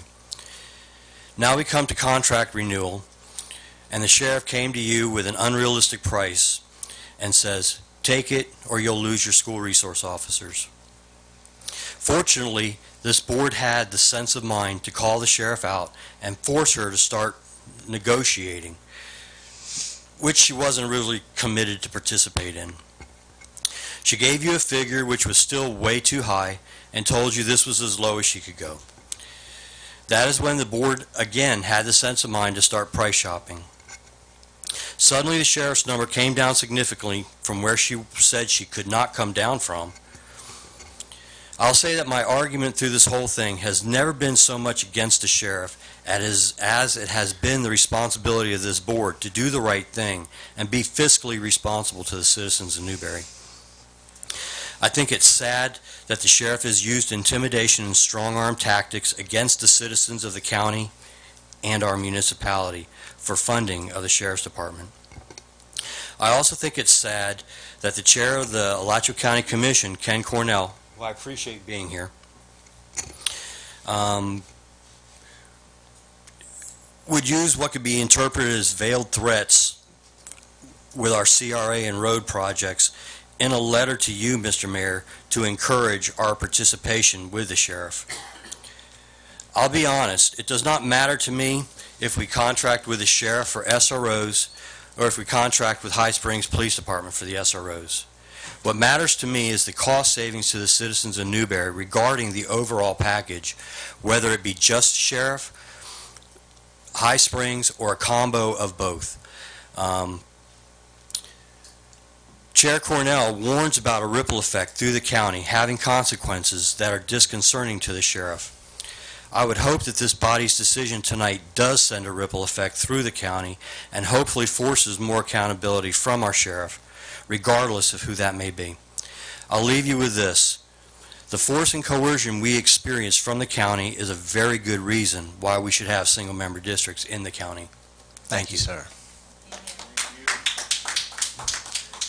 Welcome. Mr. Mayor, Wayne Williams. Put on record that no one asked me to come up here, okay? I'm one of the crossing guards here in Newberry. And you guys see the spectacular job we do for you guys. And for you guys to want to swap out on us, I don't think that's fair to the people that's working here, our resource officers. We're doing a great job for you all. Our parents know us. They come by in the morning, hey coach, hey Mr. Crossing Guard. It's going to be kind of hard for those parents and those kids to get used to somebody else to come along and replace us on account of dollars, okay? Sometimes the cheap way is not the best way. I just ask you guys to really think about it, that you keep us in place because we're doing a great job, and remember our kids and safety, because at the sheriff's office, we're one family and we stick together. Thank you. Thank you, sir. Can I get 5? No. My name is Naeem Rached. I'm a citizen of Newberry. Thank you very much, Mayor Marlowe, commissioners. Thank you to Alachua County, the sheriff, county commissioners, and our High Springs members, police department. I'm here today as a citizen of Newberry, obviously concerned. However, I feel that my concern, after doing some research, because I do have my own blog, but in my blogs, I kick out personal attacks, even when they say rude things to a sheriff or to AHP. I don't have any tolerance for that because I want facts. I want numbers. I don't want emotions. I want what's going on. So when we were given a 19% increase, it is standoffish that we backed out for a second and started pricing elsewhere. Who wouldn't? When we got a 5%, I felt that that made things a little bit more reasonable. Let's talk about this. Let's see where we're going. We like our service. What can we get with it? Let's negotiate. Whether it's maybe we need another officer, can we negotiate that? Is that something that's possible? However, I feel that we need to kind of reiterate the services that are coming or going if we choose one way or another. Do I have an alarm system? I have cameras everywhere. I'm also armed at my house. Do I need to stop paying Alachua County for my alarm fees because the sheriff's not going to respond because we went with High Springs PD for SROs? I don't think that's going to happen. Okay, by law, there's a lot of things that I feel that the county needs to, or the city needs to see, that ASO, we're not kicking out a sheriff's office. We love our sheriff's office. However, the extraordinary amount that we're paying for the service is the issue here. So I'm here today to say, you know, are we losing ASO completely if we went with HSPD? I don't think we are. We're just using them for student resources. And I respect those officers that are out there. I witnessed that today. They did a great job. Now, my question before my time is up here, I saw a bunch of cops today and a bunch of SROs out there, and we only are stationed for 4 or 3. Are they going to be there every day, or was that like a political propaganda that we saw today? Are they going to be there tomorrow when I walk my son to school? Are the same amount of officers going to show up? Okay, that's my biggest concern, because this is a show now. Is this going to be here tomorrow? I hope it is, because I like seeing their presence. But you know what? If it's not, then we need to look elsewhere. It's just a plain fact. So I thank you once again. I thank the sheriff for what they're doing, and I thank HSPD for being here, and thank you for my time. Thank you, sir. Next, make sure you introduce yourself. I'm Renee Hancock. I am a newly former student of the high school, and I would just like to come to the defense of the commission and city employees, and also to the credit of the High Springs Police Department. I feel as though it's pretty unfair for people to automatically assume that there would be a lack of dedication from HSPD. I was a explorer in their explorers post for a year, and between the new chief and all of the officers, and the same can be said for ASO, there is nothing but dedication to whoever they serve. And I do think it is unfair for people to just automatically assume that High Springs wouldn't try their best to respond quickly to incidents or to investigate crimes with the best of their ability. I do think that is wrong, and that everyone should be open to HSPD the same way that we are open to other ideas when it comes to city responsibilities. Another point is that the phrase, if it ain't broke, don't fix it, keeps being repeated, but obviously we wouldn't be here if something wasn't wrong. If the finances were working fine and dandy, and if everyone was on the same page, and if nothing was broken, then we wouldn't be having this discussion right here. What is wrong, what has happened between the 19% increase, the SROs always being on the table when it comes to the negotiations, personal experiences that city members have had, whether positive or negative, it all needs to be considered, and that's what you all are doing, and you are doing it to the best of your ability. I've seen, as someone who worked very closely with Mayor Marlowe and has volunteered for the debates and other city events with all of you, I've seen how tireless you work, and I do think it is wrong for people to assume that you don't know what you're talking about when it comes to the budget, or when it comes to timely manners, or when it comes to what the city wants. You all are elected officials, and we elected you because we could trust you. And I do think that we should also put aside personal grievances with either police department to recognize that you guys are doing what you can to the best of your ability, and that we shouldn't question your dedication, your judgment, and your professionalism, because all of you have worked tirelessly and have studied what you're doing. So, thank you. Those are my comments. Thank you. Good evening, sir. Good evening, sir. Mayor. My name is Gene Owen. I'm a resident of Newberry as well, and I've been in Alachua County for about 45 years. I'm retired in law enforcement, 21 years with the city and 20 with the state. One of the things that I've recognized here after reading the sheriff's letter and seeing the discussion here is that there's a big misunderstanding. If this contract currently is allowed to expire, you'll have no sworn police officers here for whatever time it would take you to replace them. High Springs cannot come in and police without being bonded by the sheriff. It doesn't work under the mutual aid agreement either. That's an emergency only. So the dilemma that we are in is significant, because I believe October is when the contract would have to be renewed. Right. You have no other time to play with this. I can assure you, being in law enforcement, that I have paid attention to what's going on in Newberry and seeing the sheriff's office here continually. There's been an occasion that I've had a couple individuals on my property that committed some crimes, and there was many as 7 deputies down there to take care of that for me on 2 occasions.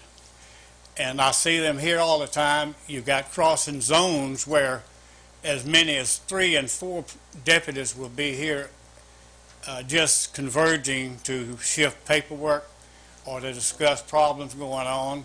And all these extra events that you're thinking about, you would not believe how many are going to occur. Continually, we would be requesting service. You have no sworn police officers to make any arrest if this happens. Now, I could debate all night about the formula that's used, because that's 5 police officers for 1 deputy to be on duty. That's the formula we use throughout the nation. Everybody has to go along with that as far as police officers are concerned, but that means that formula is furnishing everything. So if they say, a red light, a yellow light, got 30 seconds. Yeah. You got. Yeah. You really can't furnish an officer. It takes 5 to put 1 on duty, but when you're paying for everything, it's a deal. It's still a cheap deal to have 1 deputy, because that's not really what you're getting. Because you have to have pay for vacations, all of those things that you already know about. But one of the things about police officers, they're going to be coming and going, and you got probably 10 live out here. Thank you, sir. 3 or 4 on my road. So I believe that we'd be beneficial to stay with the program we have. Thank you, sir. Thank you.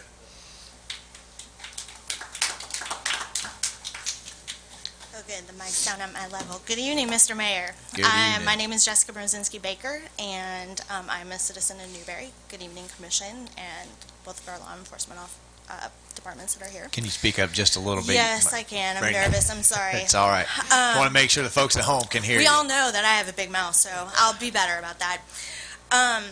So I'm going to try to keep it brief and address things that haven't been brought up before.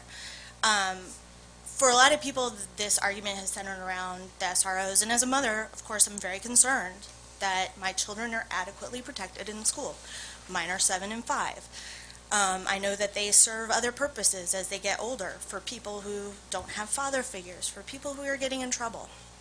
But this is about more than the SROs. It's about adequate law enforcement in our entire community. And we are comparing apples to oranges. We won't get the same level of service if we go with High Springs rather than Alachua. And as many of you know, I am not a big fan of how the MSTU is calculated. As an accounting and math person, it always bothers me when we can't point to a figure and back it up with details and numbers. Obviously, the county feels that way too. And it was a surprise to most of us in the audience that the sheriff was being sued by the county over that very thing. One of my concerns, which I've brought up to you personally, is that it is very concerning for me as a citizen when the first thing we hear about a deal with High Springs is at a High Springs Commission meeting where they say, and they introduce this as, "It is my understanding that they're not going to sign the contract with the sheriff, period," without any input from the citizens.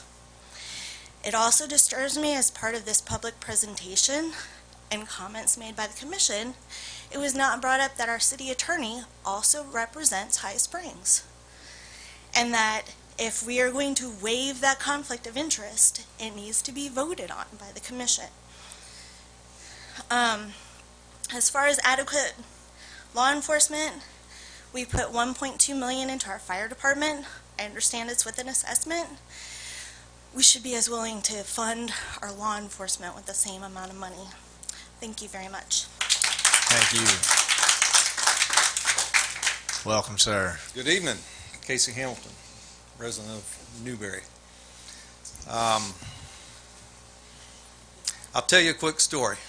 Born and raised Gainesville, lifelong citizen of Alachua County. I've worked all over this county. I've had the opportunity to live in lots of areas of this county. Approximately 10 years ago, after a lot of good local feeling, I'll put it that way, I decided to move my wife out here. We bought a home. We bought a home out here because of the lifestyle Newberry had, the people of Newberry. It's been some years now. We've moved her father and mother out here. We're going to take care of them.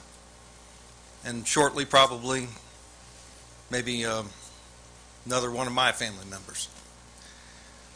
I say that because I know how safe it is out here in Newberry. That's why we move out here. I know the function of law enforcement, so I know what it takes. So I would just ask, please, to continue and keep us safe out here as a resident. That's all I have. And I am invested in Newberry, by the way. We know you are, sir, and we appreciate all you do for those kids. Thank you. Welcome. Good evening, Mayor, City Commissioners. My name is Beth Perlman. I'm the principal at Newberry Elementary School. And I come up here to ask for some considerations on your part to think about, because I don't have answers, and I don't know if you all have answers to these questions. I have also served as the assistant principal at High Springs Community School, so I have worked with the High Springs Police Department. They are excellent, very professional, very conscientious, and always very responsive. So I've had excellent service when I worked at the schools there. I've also had excellent service from Alachua County Sheriff's Office here in Newberry as well. So I come to pose some questions when I think about situations that we face in the schools. 2 years ago, we had a bomb threat that was called into the elementary school. The person thought they called the high school. But upon realizing they didn't call the high school, still said that perhaps a bomb was in our school. So we engaged in what a bomb threat procedure would be. Within 20 minutes, I know that Alachua County Sheriff's Office had actually identified who the suspect was and actually had them under arrest, and I was able to go about my school day. When I think about the safety of the students in that situation, that it was a very cold day and teachers just thought it was a quick drill and didn't have jackets and things, and children were cold. And I know High Springs does a fantastic job, but I don't know what the resources that we're able to bring that situation to a conclusion quickly, I don't know if High Springs would have access to those. So I don't speak to this as one being better than another per se, but I'm asking that question of the commission to look into that and to find out those kinds of things. Because when we talk about the SROs in the school, when we talk about the safety of individuals, I don't think you can put a price on the safety of children, everyone, when it comes down to the wire. And I don't know what the difference is when it comes to that. I've had parents come up and ask me what would happen if the school, if Mr. Williams wasn't at his post. And what happens, is someone going to come and cover? Who's going to cover? What if there were more than one school crossing guard not at their post? Who would come and cover? Those are questions I can't answer, but as you weigh the decision that you have to make, I hope that you look at all of those things. And I know that as you all have many other decisions to look at, and I know there's budgetary things, I'm looking at it from my slice of the pie, and what I'm invested in and what I care about is the children here, and making sure that their safety is my utmost priority. And so I thank you for your time and for your consideration. Thank you. Good evening, ma'am. Thank you for waiting so patiently. Oh, that was okay. My name's Elaine May.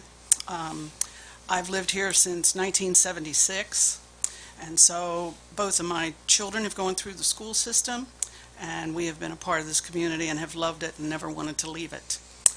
Having said that, part of what I would like to do is to thank you for watching over our monies. We appreciate that. We all do. And in those regards, my dog is in this fight for two things. My niece is Karen Black, and my mother was Lila Leach, and so this is the Alachua County Sheriff's Department has been a big part of our life for the last 7 years in one form or another, either through the detectives or through the deputies and the individuals that we have had. Karen hit on one of the things that I was going to talk about, but the second thing is we also have custody of a 5-year-old granddaughter, and she started kindergarten this morning. Now, last year and the year before that, there was 2 very serious incidents where we had a sexual predator who was trying to pick up children on their way to school.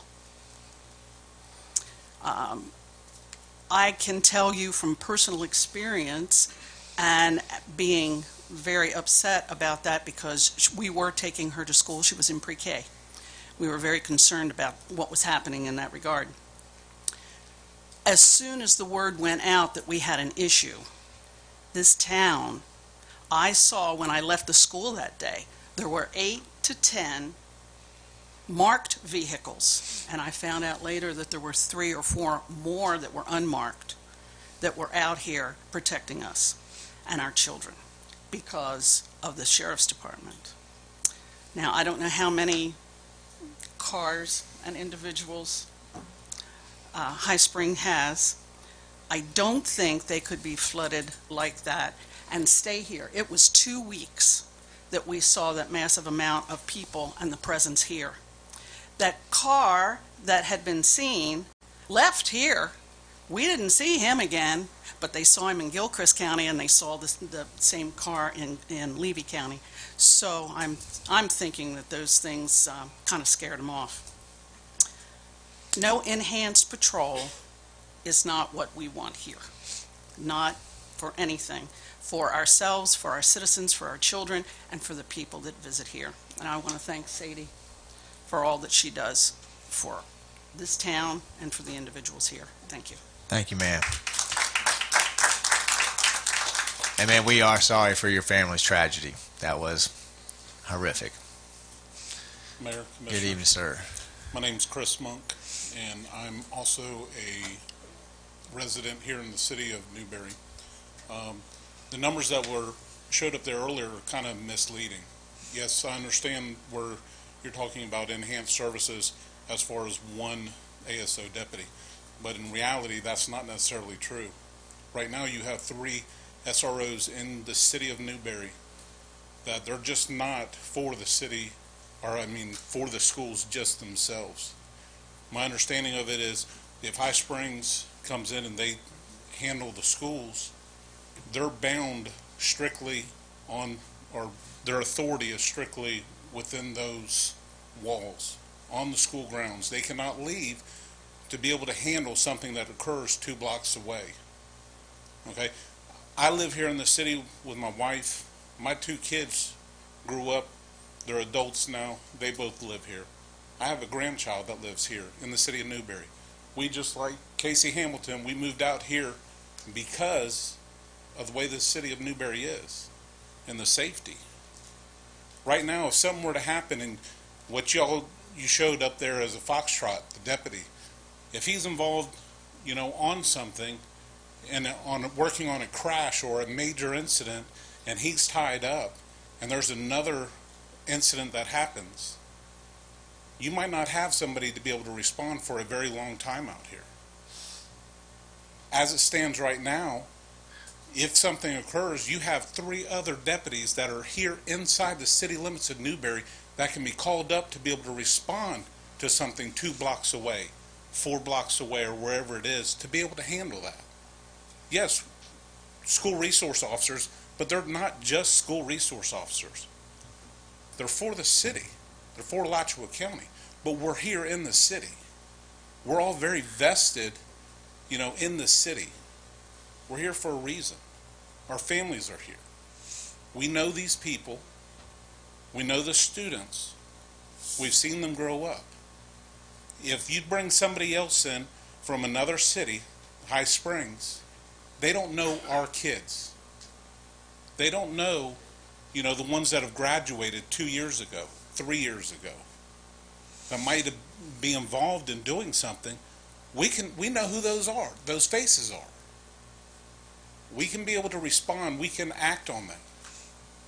It's more than just, the dollar figures and stuff like that. Please be aware of it. Don't put the citizens outside the city at risk. Outside the schools at risk. Thank you. Thank you, sir.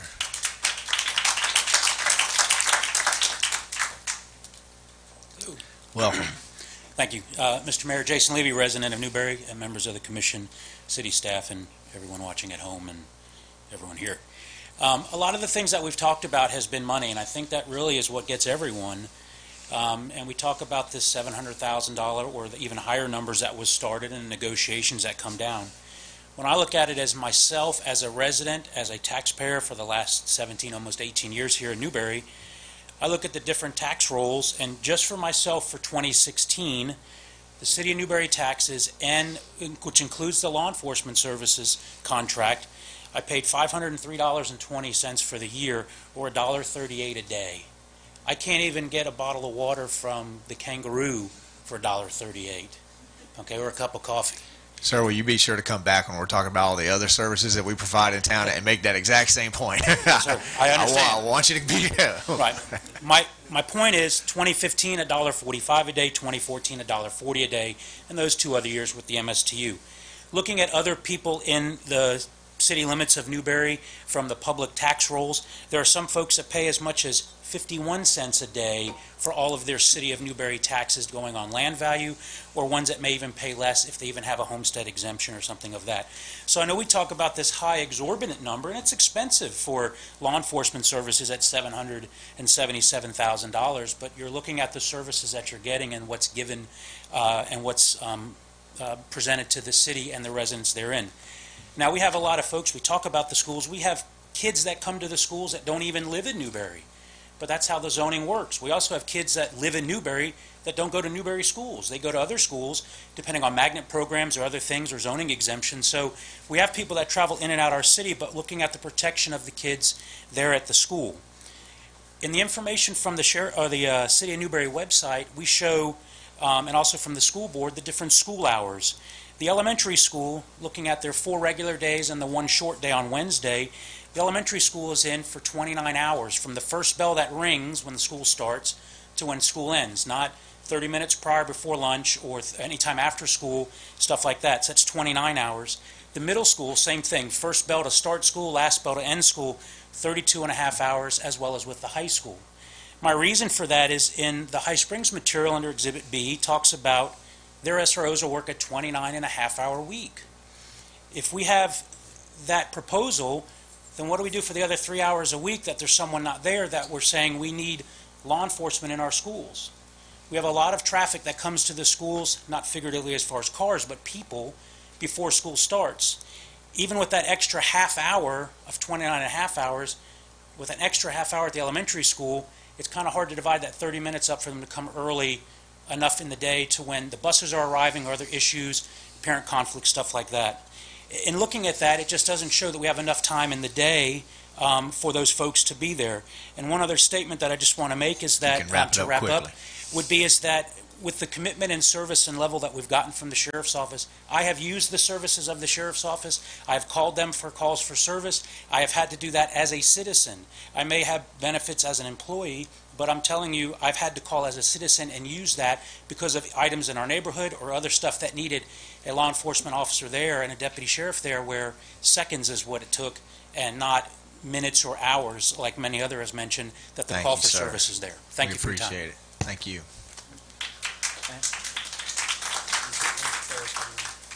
Kathy Thomas.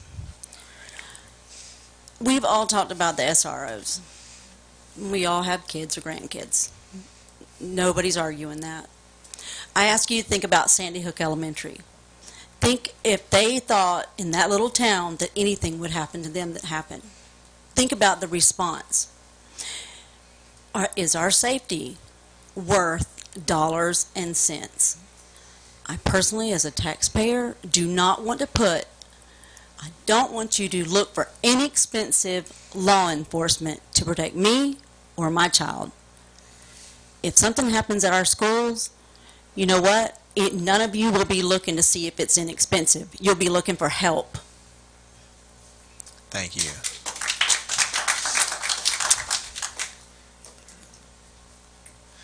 Welcome, sir. How are you? Wonderful. I know a lot of faces in here. I know Miss Christine, she had a question. I want to answer her question. My name's Chris Sims. I'm the Public Information Officer for the Alachua County Sheriff's Office. The question was regarding the video that was put out. I want each one of you to know, first as the mayor, the commission, as well as the citizens, that we have about 5,800 residents, is my understanding, here in the city of Newberry, 54 square miles to be exact, 21st largest city in the state of Florida. A lot of folks here, okay? 6th fastest growing city in the state of Florida. And I can keep going on with facts because I look at them regularly. I love the city of Newberry. What I will tell you about that video is that video was recommended by me. It was nothing that the sheriff came and said, hey, we need to do this. So if you want to be upset, you can be upset with me. And the reason for that was that social media was taken by the city commission, specifically you as the mayor, to put out information. If that is the method in which the city gets information, we want to provide them with information as well. So I asked that since this is the sheriff of your county, Alachua County, and I can't ask that she show up and have all 5,800 citizens in this room. She needs to address each citizen and address them appropriately as her sheriff. So that's the reason for the video. The video is not to smash anybody. It's not to discredit anybody. But, the city took to social media to give information. And if that's the outlet in which the citizens receive that information, we want to provide that same information. We want to provide it to every citizen because you all have a voice. I'm a taxpayer as well. I pay very exorbitant taxes in the city of Newberry. Could have bought land right across the street and paid less, but I wanted to be in the city. And I wanted to be here for a reason. So thank you for understanding. I apologize if that video was any way offensive to any one of you or you as citizens. That was clearly my recommendation, and it was to get the information out to every citizen, not just the citizens who were able to show up in this room tonight.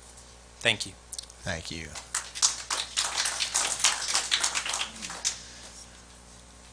Welcome. Hi.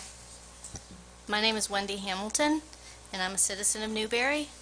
I'm going to read my comments because public speaking is not my forte. It's all right. My husband and I are both lifelong residents of Alachua County. We're born and raised here. My husband has been with ASO for 20 years. For the last 14 years, he has specifically served the children of Alachua County either as a school resource deputy or as a detective working with crimes against children. He served for many years at Oakview, starting somewhere around 2003 until around 2013 or so. And he's beginning his second year now at Newberry Elementary. We bought a home and moved here from Gainesville in 2008. He knows these children and their families. Some of the children he's serving now are the children of prior students that he served years back. As a detective in crimes against children, he has served some of these families who have unfortunately had children that have been victims of crime.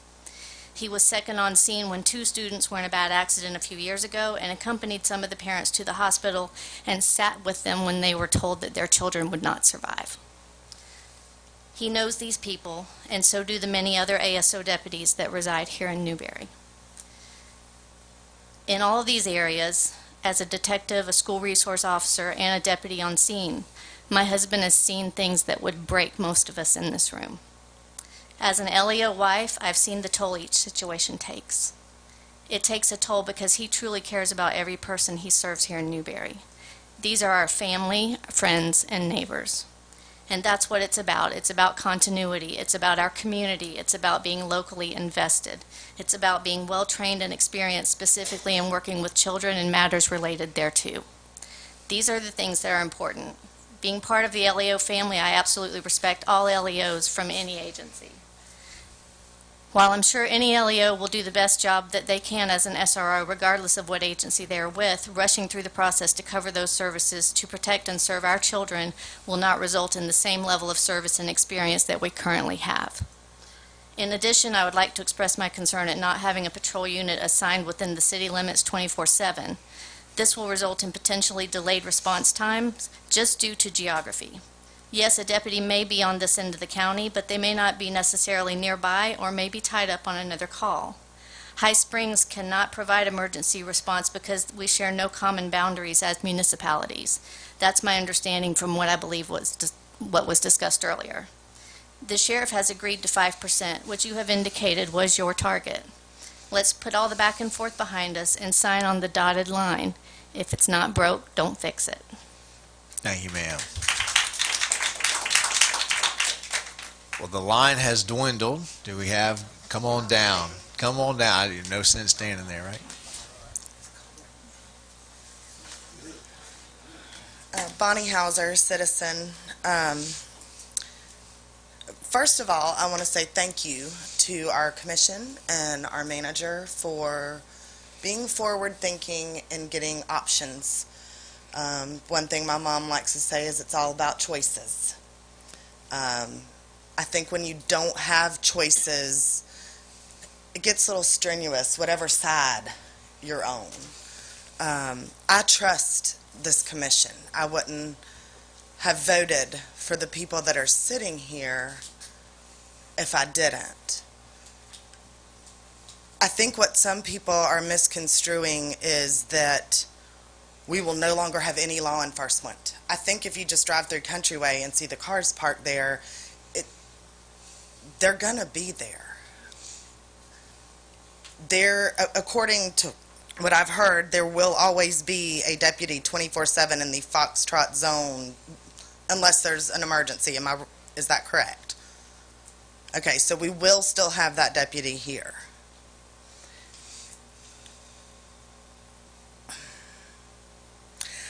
I just want to say this correctly. I feel like we're almost held hostage by the county. I don't like hearing a county commissioner mention things about, I wouldn't like this to affect something that may happen. I don't operate that way. Either you do something or you don't. It's not scratch my back, I'll scratch yours. We're all citizens of this county. Those of us that live in Newberry want to have service. From what I'm understanding, the sheriff can't just not have law enforcement here. I mean, if you call and you need someone, they have to respond. It may not be as timely. My house got broken into. They stole a gun, it was discharged, and it took 45 minutes for someone to get there, and I live right next to the city plant. I think everyone's thinking that there's just going to be no one here if we go with High Springs for this piece. Maybe I'm being naive. But they can't just not be here. And we are paying on our property taxes already. And I think it's sad that we have to pay extra to get extra protection that should already be there. And that's just my 2 cents. Thank you. Thank you, ma'am. Anybody else would like to come down to the podium and make a comment? If you're pondering on it, I'll give you 5, 4, 3, 2, and 1. Okay. I'll open the floor for commission deliberations. If anyone has any questions that they want to ask of either ASO after those comments, High Springs City Manager, the floor is now open for Commissioner Farnsworth. I just want to ask the city manager, can you explain to us exactly what options are available to us at this point? And do we actually have an agreement drawn up with High Springs?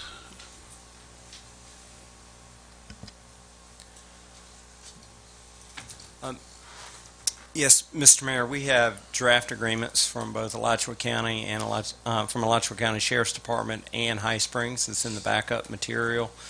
As I indicated previously, there may be a little bit of tweaking, and either the first thing that comes to mind would be that in the proposed agreement from the Sheriff's Office, we have the same 120-day extension, automatic extension without prior notice. And if that's problematic for the two parties to understand in this agreement, I think it's probably something we want to focus on real quickly to make sure we get it clarified. As the city attorney pointed out, it's an odd agreement. It's kind of odd language, and for those of us that aren't in the legal profession, I like plain old black and white, and I think we'd like to address that at minimum.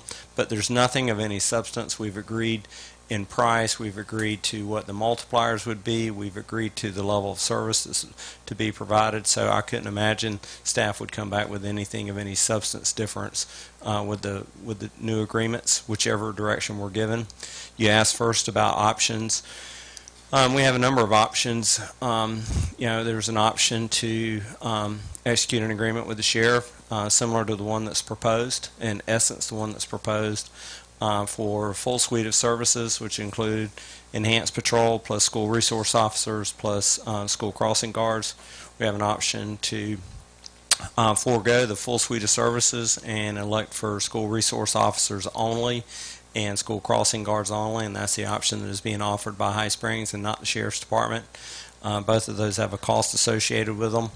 And then there's the other options would be continue the conversation, being very mindful that we have a budget to adopt here, and at least first time we'll be adopting it in a short 30 days or so. Sheriff has a budget to adopt, the Alachua County has a budget to adopt, and High Springs has a budget to adopt. So there's a lot of budgets that are going to be moving forward in a month's time. So we'd need to get some clarity in the middle of all that. Okay, we also have 4 commissioners seated at this time. If a motion is made and it ends up in a 2-2 vote, what becomes of that motion? Totally fails. Motion fails.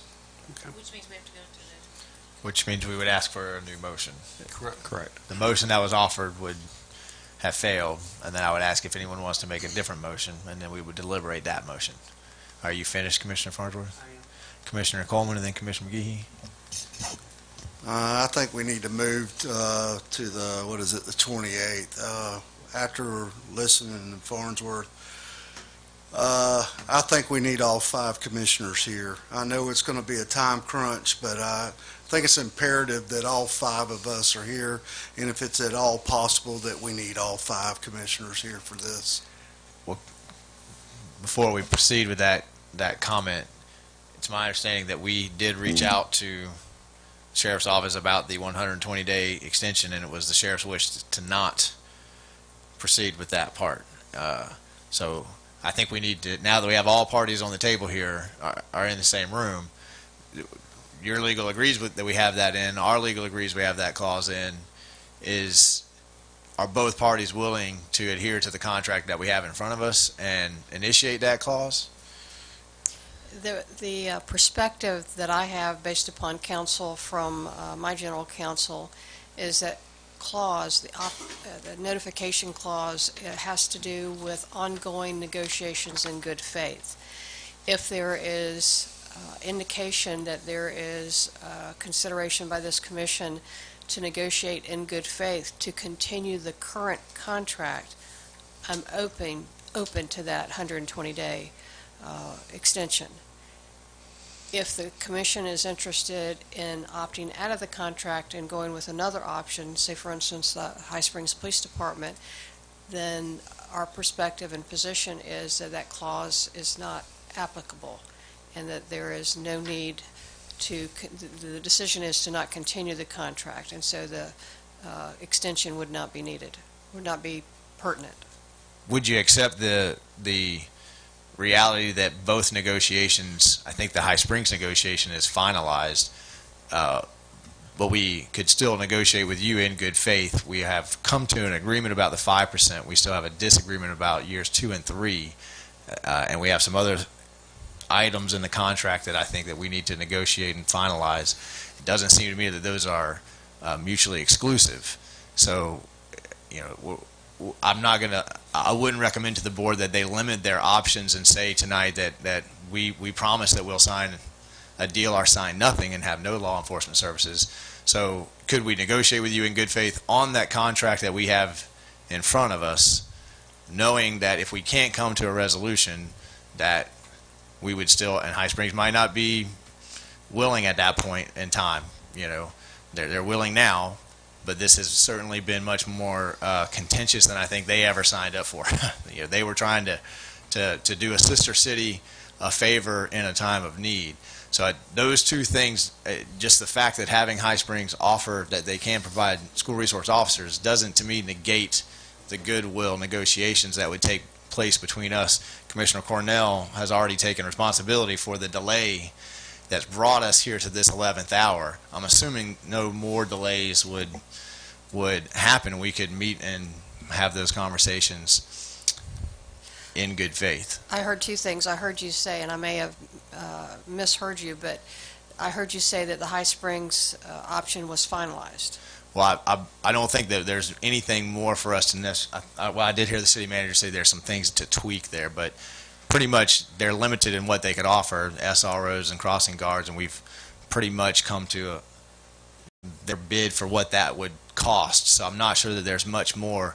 We still have year 2 and 3 that we're in disagreement of in our side. So that's kind of what I'm referring to. Is that correct, Mr. Manager, that their offer is 99.9% crystallized? The characterization that the sheriff met the city's demands for what we're willing to pay for the service, I think is not 100% accurate. The city entered negotiations asking for a price index increase, something we do with nearly every service that we contract for. We did the research. We thought that value was about 2.7%.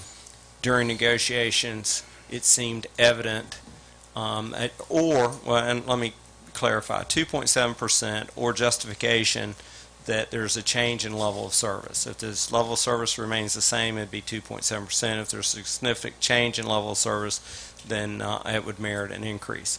It became clear during negotiations that we were vastly apart, 19%, 2.7%. So the city countered with, I countered with a 5% increase, and annual price index of 2%, which kind of gets you to the same place as the 2.7 would over 3 years, but it was the sheriff had indicated that they were having some pretty big jumps in some of their insurance costs and their retirement costs that we needed to address up front, that they had done a pay study and that officers were going to get paid more.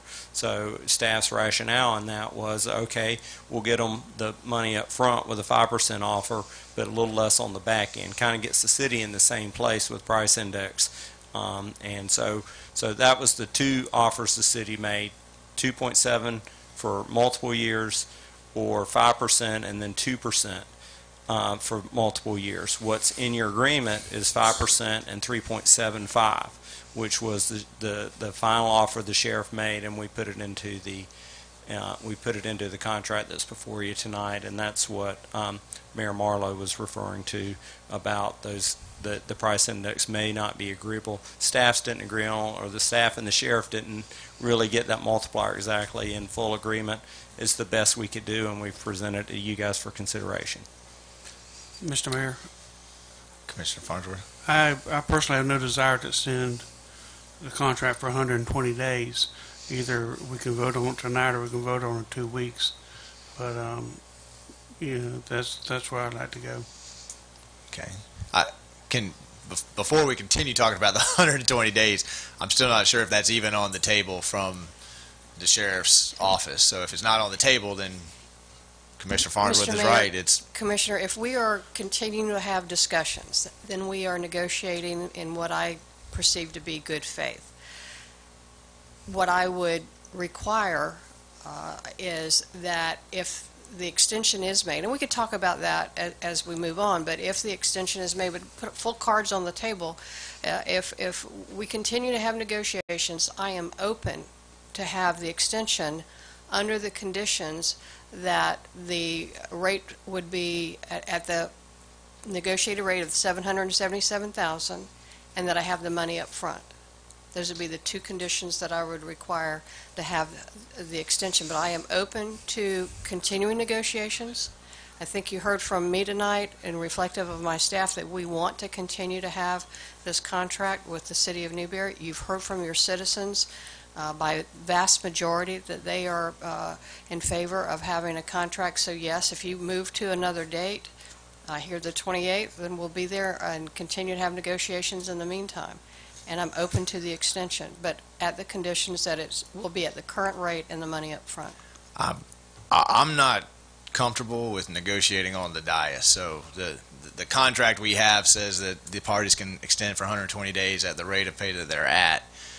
I don't know what the board feels about that, but I wouldn't ask our staff to try to figure that out on the fly. I wouldn't ask the commissions to try to figure that out on the fly. I wish that had been discussed a week ago, if anybody had come across this clause a week ago. So I'm not sure that I'll defer to legal on the sheriff's stipulation over the contract that already exists. We already have the contract. It's black and white. So, Mr. Mayor, I see where you're going from having negotiations from the dais. I agree. I was asked whether or not I would be open to the extension. I would be. I put my conditions on the table. I agree that you don't have to have the discussion at this point, but if you are willing to continue to have a dialogue regarding extending the current contract, I am open but you to want doing that. All 4 months up front at the rate of 777? Again, to say and agree with you from the standpoint of negotiating from the dais, let's continue that if you want, if you wish, as part of our ongoing negotiations. Scott, I'm still uncomfortable with that. I'm still. All right, let me just go ahead. State for Get your simple thoughts. purposes what is being discussed right now. If you extend the existing agreement for 4 months, it's $246,666 under the current $740,000 annual contract. She's asking for seven. Okay, I get it. Didn't mean to interrupt. And then she had just stated that if you want to continue this for another 4 months, so it ends in January 28th, I would propose that the contract be extended at the $777,000 rate for 4 months, paid up front, and the funds would be $256,666. That would be the the rate of pay pursuant to the discussion we're having there. So my simple math would be about a $10,000 difference between those two numbers, and it'd be paid in either instance up front. I think that's what Sheriff Darnell said. All right, let's take a step back and talk about negotiating in good faith. I can assure the sheriff there has been no commitment on this board to go with you or to go with the city of High Springs. I think I can discern, maybe after being here for 33 years, of what I think is going to happen, but frequently my thoughts are wrong. And I can also assure you that there's been no decision made or no poultrying or none of that has gone on as to the decision already been made. And I think what the mayor said about finalizing the contract was that the contract with the sheriff's office is in pretty much final form.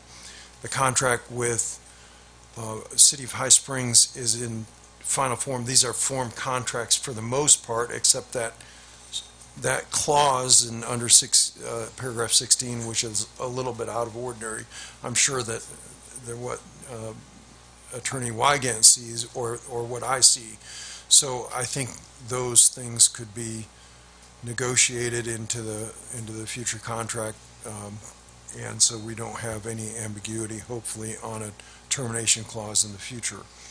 But I think those are your options, Mr. Mayor. You have the commission can deliberate and they can choose what to do this evening. They can say, okay, we're going to further our negotiations and see if we can come to contract with the city of High Springs. That would be option number one.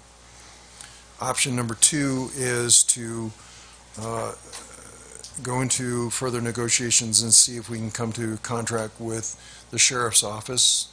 Option number three is to punt it to a date down the road, and as you noted, time is of the essence in this, and we can bring it up at our next meeting and continue the negotiations between both of these two entities.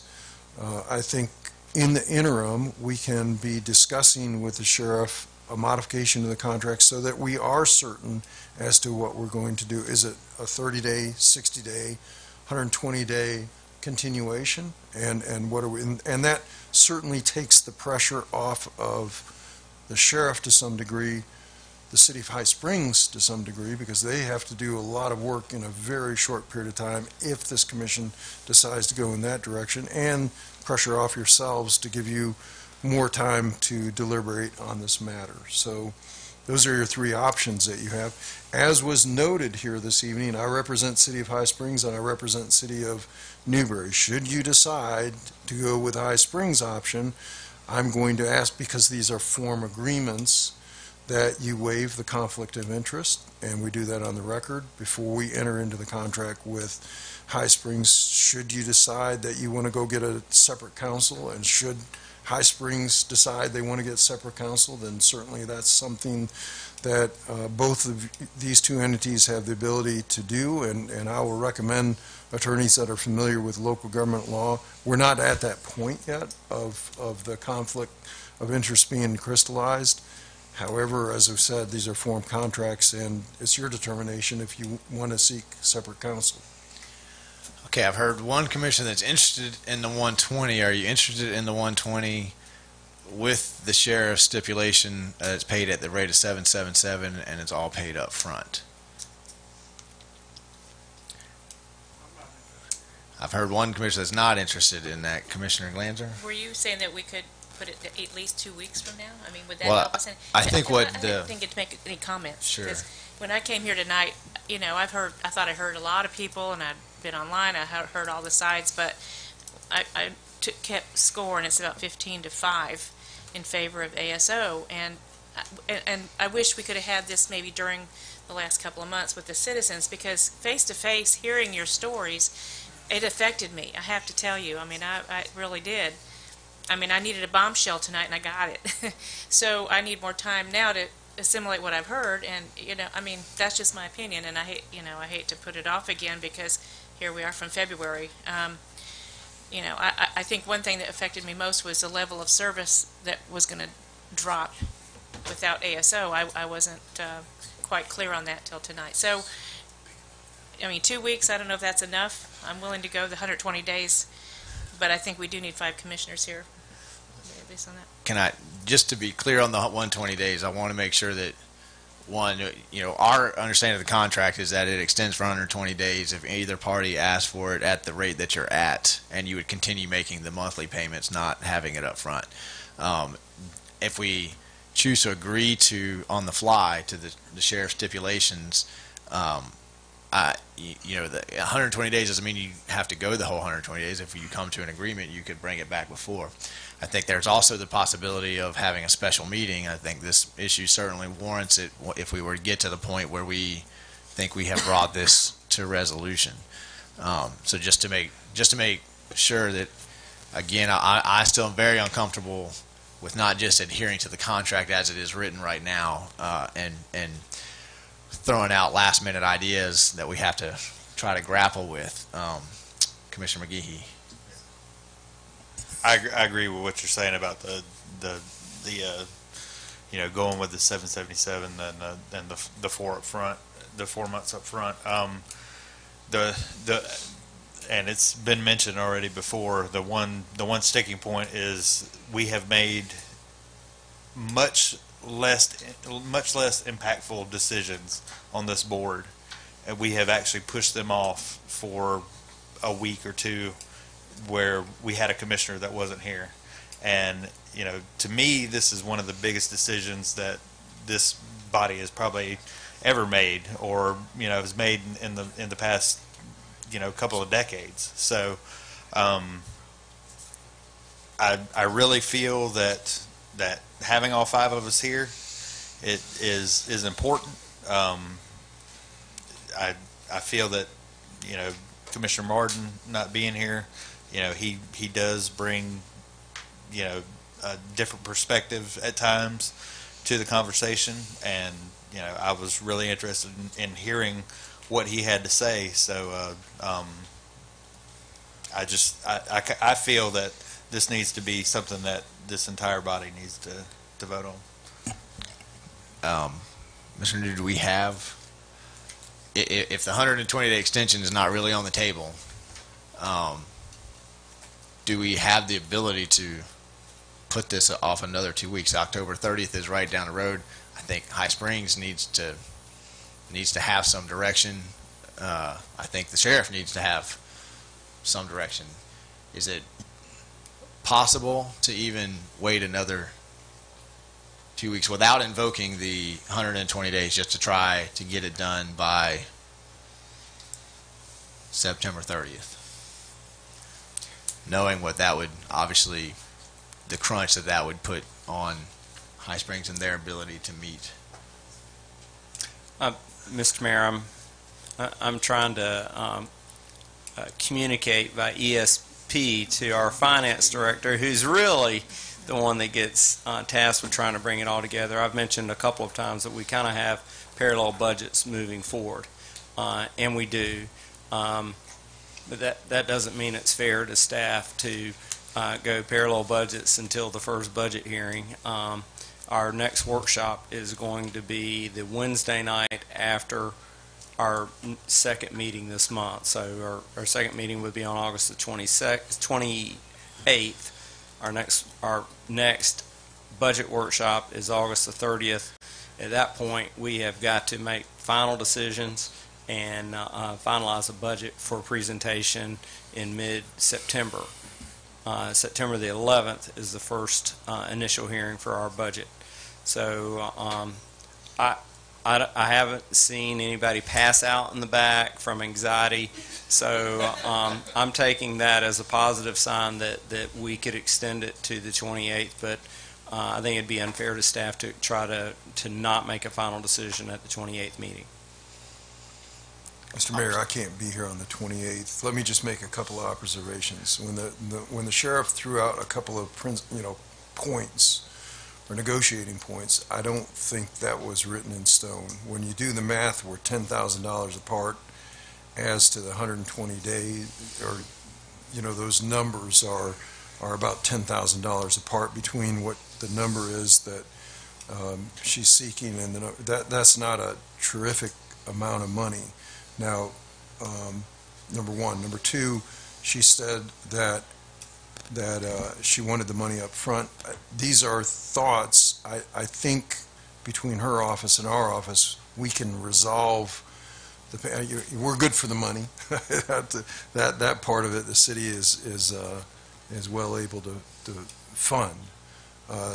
So I think these issues can be, if this commission determines that we punt this down the road for a short period of time, that staff will continue working between the sheriff's office and this staff to see if we can come to a resolution on those issues, so that you have something at least that gains you more time, whether we decide to go with the sheriff or decide to go with High Springs in this instance. So that's something that we can certainly work on. And I don't take her comments from the dais as hard and fast, she has to have this. Now, if I'm wrong about that, then she needs to correct me. Would you like to correct our lawyer, Madam Sheriff? They sounded pretty hard and fast to me when I asked for clarification. Mr. Mayor, members of the commission, my numbers are firm from the standpoint of, well, first, I want to extend the contract. I'm willing to go up to the 120 days to continue having discussions, but from the numbers standpoint, the negotiations would be to pay within that up to 120 days at the $777,000 rate, which is your number, not mine. This is the proposal that your representative manager New made to me, and I accepted back on July 12th. So it's not an off-the-wall figure. This is something that you all offered to me, and I accept it. So that would be contingent for having the ongoing negotiations up to the 120 days. At what point that 120 days stops, is it 30 days, 60 days, whatever, it's going to be up to how we go through negotiations, but I'm willing to go up to 120 days. Okay, so I think my advice would still be not to deviate from the contract on the 120 days. I think we got a contract. We can proceed with the contract and the 120 days. But if there's stipulations, I just feel like it's a mistake to make decisions like that in the spur of the moment when you got a lot of folks in front of you. But it's up to the commission if you want to accept those terms for extending the contract. I also question our community's ability to withstand this conversation much longer. It has driven a wedge between families and friends and neighbors. That is unfortunate. To me, this is a question of the level of service our citizens want and how much they're willing to pay for it.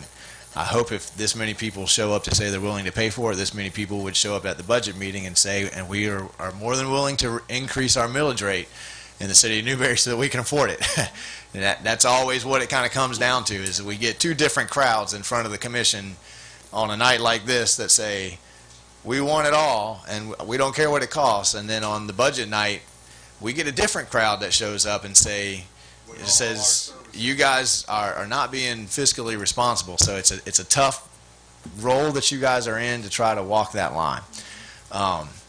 Again, I'm looking for some direction from you guys. Let's answer the 120-day thing. Are we willing to accept the sheriff's stipulations on the 120? I have head nods. No. I would do 2 weeks. No. Weeks would be my vote. And we have Mike saying we can. We can come back in 2 weeks, right? Which is a time crunch on everybody, but is possible. Do we not have a feeling of a way that we want to go tonight to finalize this? I have one commissioner that says she's heard public comments, but that is a request to continue the negotiations, or to continue, because I'm not sure we're going to hear any more from the community. The one big elephant in the room is we have a commissioner missing, and I feel like that's really important based on all the input we had tonight. I don't think we can get all this back in 2 weeks, but maybe you can watch the tape and see that it's important to me to have 5 people here. Commissioner Martin did give the mayor his position statement on this, but he's without the deliberations that have gone on. He can read it. If it makes a difference to you all and your deliberations here this evening, he can certainly weigh in by his statement. He can't vote, of course, but he's provided that to the mayor, if that helps you. Can I make a comment, Mr. Mayor? If I had written you a statement and I was going out of town tonight and I didn't hear what happened tonight, I might have changed my vote. So that concerns me. Commissioner Coleman. I agree with Commissioner Joy. I really think whatever way it goes, that there's 5 of us get elected to be up here. So in this vote, there's going to be a majority here, 3-2, 5-0, whatever it is. But while I'm also here, I want to say something. Where's the school board? I just want y'all guys to think that. Sheriff, I respect you 100%. And green against white, I respect all you guys. But this is what's getting me. It's so aggravating to me. Is you got the school board. Is there a member here? Anybody besides the teachers? The top-heavy school board is not willing to, it's the safety of our kids. You understand what I'm saying? And not one school board member is sitting here tonight. And you know what? They dictate exactly what they're going to give the sheriff, the county. The school board needs to be a little bit more projected into this. But no, they never come up. Well, I'm here to tell you they should be.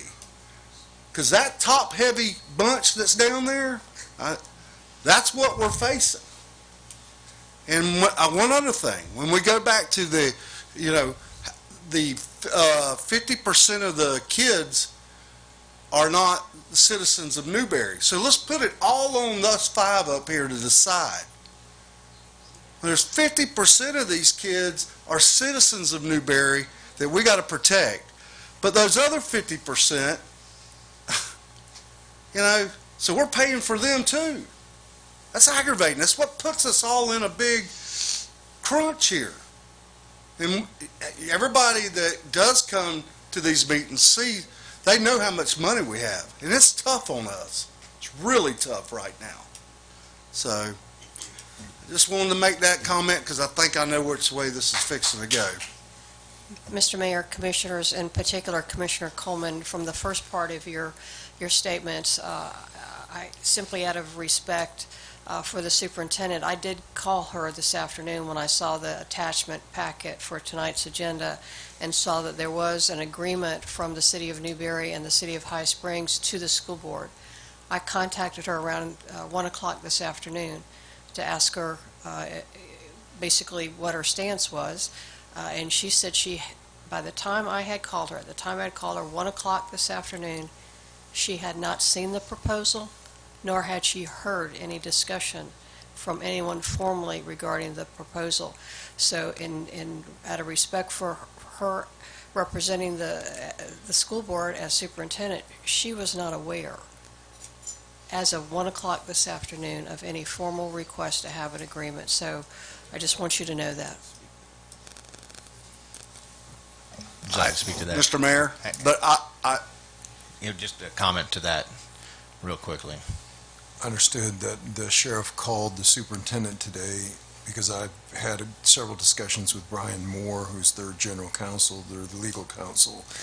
He's aware, he's reviewed the agreement that we are talking, their staff is reviewing it, and should this go in their direction of High Springs, then it'll go up the ladder to their superior staff and onto their council for the school board for vote. So that's where it's at right now. But he related the same thing to me, that the superintendent had a discussion with the sheriff, and the superintendent did not know about it at this stage.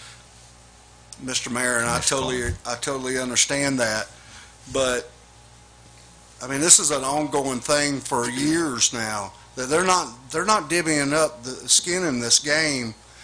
It's always the sheriff's department and us. What they put money-wise that they put into this is a joke. And you know what? They are responsible just as much, this is my feeling, and my feeling only, that they are just as responsible for the safety of these kids that go to our schools here in Alachua County, but they don't want to put near the skin in the game. So I'm just trying to make a point that it's tough on the commissioners here to come, it's really hard to come to a decision like this, knowing that the school board, they don't, well, we got this amount of money and that's it. Sorry. We got a top-heavy administration and we can't handle it. So that's where I'm at on that. It's tough. But I do agree that we got to have 5 here to decide this. I think it's impeccable that that happens. Imperative. I agree with you. Imperative. Yes, sir. I agree. I agree with you. Yeah, Commissioner Farnsworth. I was just kind of interested in what High Springs perceptive was. Are they willing to wait a 2-week period? Or? That's an excellent question, Commissioner Farnsworth, because I think we would love to hear from the Vice Mayor, perhaps, if you're willing to comment. I know that we've put you on the spot here multiple times. We've come to you asking for the help. If you need to step into the hallway and do a little quick meeting, we understand that too. Chair recognizes Vice Mayor Jason Evans. Thank you for being here with us until the wee hours of the evening. Thank you for having us here tonight. I think, like most people here, we're here to offer an alternative. We're not here, it's nothing, this is one sister city helping out another sister city, and we're glad we could be here, and whatever way y'all decide, I know y'all are going to do it for what y'all believe is best for the citizens of your city. Speaking quickly with my city manager and police chief, they said the 2 weeks did not seem to be an imposition of them, so I don't see a problem with it. Okay. I agree with the commission. It's always better to move forward with 5. In defense of Commissioner Martin, I do want to make known that he was fully aware that he was writing his comments without public comment, without the presentations, and he was very adamant to make that caveat. But he didn't want anybody to think that he was not willing to let you know where his head was on this issue ahead of time or at the meeting. So if all parties agree we can wait 2 weeks, I think that's better than entering into an on-the-fly negotiation about what the 120-day extension would be. I feel terrible for the people in the audience who have sat here till 10 o'clock and wanted to put this issue to bed tonight. And I'm not sure that's exactly where the whole commission wants to go, but that's the direction we seem to be moving. I've got 2 commissioners that have expressed that. Are the other commissioners okay with spending the next 2 weeks continuing this conversation? I make a motion that we table this issue until our next commission meeting. I have a motion and a second. Are there any people in the audience who would like to speak to the motion to table for 2 weeks? Come on down.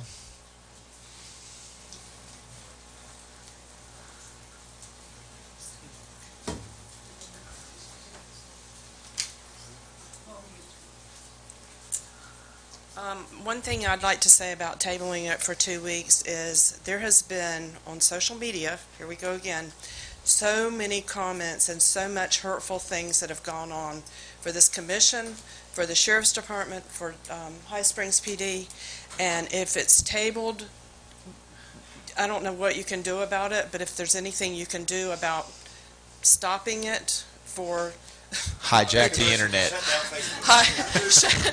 If you can shut down Facebook, that would be awesome. It's just, I don't know if there's anything that can be done or that you can do to table the comments, but there's been so many that it's just ridiculous, and it's really getting people upset. I agree. Commissioner McGee. I'd just like to say that you will hear nothing from me. I know I'm very active with my social media, but for people that are looking for me to talk, I'm done. I'm not saying a word. So if you No, I'm just letting everyone know. If you want to know why I'm being quiet, it's not because I'm working some backdoor deal like a lot of people think that, we had this all figured out and we knew what we were doing and we've got all these backdoor deals and stuff going on. I've heard all that stuff. I'm not doing that. I am taking, if you want to contact me, you can call me, you can email me, but Facebook, you're not gonna. I'm not gonna interact. So don't even try tagging me or anything because I'm just gonna ignore it. All right, citizen. Was that directed at me? I can't joke with you anymore. Sheesh. Please introduce yourself. Naeem one more Rachad. time. Thank you. Yeah, reset my clock there, buddy. No, real quick, I do want to second what the young lady was saying about the bully tactics. I will say this. For the past, since this has been is looking at being tabled for 2 weeks, if I dare say something on social media saying, you get what you pay for, I hope your children aren't at Newberry School, and this is coming from officers, if I were to say the same verbiage, I would have the sheriff banging down my door saying, who are you to threaten our children? Because that sounds like a threat. And I'm seeing it, and I have it saved, screenshotted, of officers stating, I hope you know what you're getting. I hope. And to me, that's a bully tactic. You can't do that. And it's not the sheriff doing it. It's her personnel. And I know she can't control this, but I'm hoping that in these 2 weeks, can we at least come to some peaceful understanding that we are trying to do what's in the best interest of our citizens. And stop with the whole putting the children in front of us, because you don't dare put my daughter and my son as a hostage in front of me. That's not how I make my decision. That's how bad decisions are made. So if we can see about how something can be investigated in a sense of whether someone suspends, hey, you are a law enforcement officer, get off of social media for the next 2 weeks. Something has to happen, but the bullies need to stop on that one. So, thank you.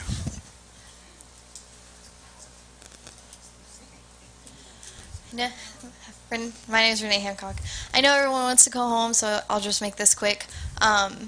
But I would say, coming from a student perspective, as someone who just in a younger age tries to look up to the leading adults of the city that I've gone to high school in, it really does stem from all of us as a group. So when we say, oh, the bullying's horrible, we shouldn't call names, we shouldn't be derogative on Facebook and on the forum, well, we all know everyone. We know who it is. And if people are more forward about their actual stance and they are to say to other people that they are in the wrong for being a bully, then it is more likely that that person is going to refrain from such derogative words. And another thing about the 2 weeks is that something that has bothered me about this is that, Attorney Walker, your tie to High Springs, I believe, has been brought up before. Well, Commissioner Joy, I would like to bring up that in your 15-5 vote, vast majority of the 15 have a direct tie to ASO, and in something that you guys should consider within these 2 weeks is how much of it is coming from the employee and how much of it is coming from what the actual city is trying to debate on. People, again, keep bringing up if there's no problem, nothing to fix. You all are the professionals looking at the budget and looking at what is really going to be offered. You understand the logistics, and I think it is imperative to not fall to emotional strings and to be as objective and considerate and also yet rational about every decision that's made. So that would just be my last 2 cents. Thank you for all of your time for this. Any more comments about tabling it for 2 weeks? Welcome. Christy Watford, just so that I don't have to say it on social media and so forth. In reference to the SROs and the emotion of having the SROs know our children, at the meeting a year and a half ago or whatever, it was brought up that we were concerned about one of our SROs that had got moved that we all were attached to. And we were explained that they have full rights to move their deputies wherever, however, and that person doesn't have to be, we don't have to like who that person is, and that person doesn't necessarily have a say-so. One of the people that was put in for that last officer was from St. Augustine. He drove all the way from South. He doesn't know one of us from anybody. But yes, he was a bomb expert. That's awesome. So it's not necessarily that we're attached to. We don't necessarily get to keep Deputy Casey. It's not that kind, unless Sheriff Darnell is going to promise that. Thank you for your comments. You're doing just fine. Ms. Kathy, would you like to make a comment about extending tabling for 2 weeks? I want to commend each of you for doing this. I know it might not have been your choice coming in here tonight. I'm really proud of you. And I would like to say, if anybody in this room thinks that these people sitting in front of you do this for money, you're wrong. I completely trust each of these commissioners and our mayor and our attorney and our manager, Judy.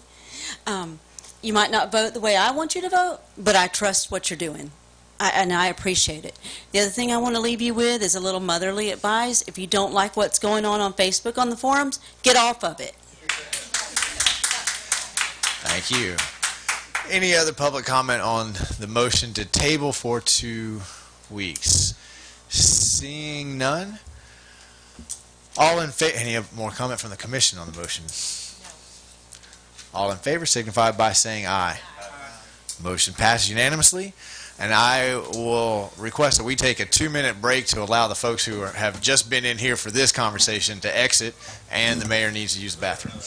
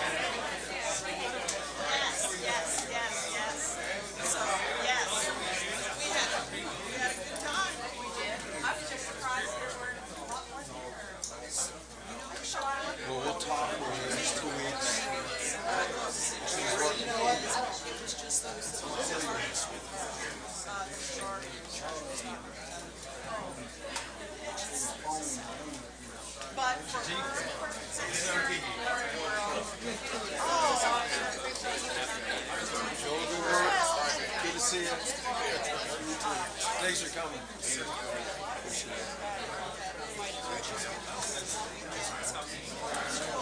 But not that much. We're all Good to see you. Yeah, I know. Probably in the whole country just Hey, but I didn't what you school board. It's not even the whole part. And I might be wrong. I'm not educated on that. I honestly, everybody thinks it does for that. We gotta get a picture tomorrow morning or that child's gonna. We will re-adjourn in about 2 minutes, folks, so if you could make your way outside to continue these conversations, we would appreciate it, unless you'd like to stay and listen to the rest of the meeting. Appreciate that. Don't you take this man away from me. My granddaughter loves him. She wanted his picture taken with him this morning.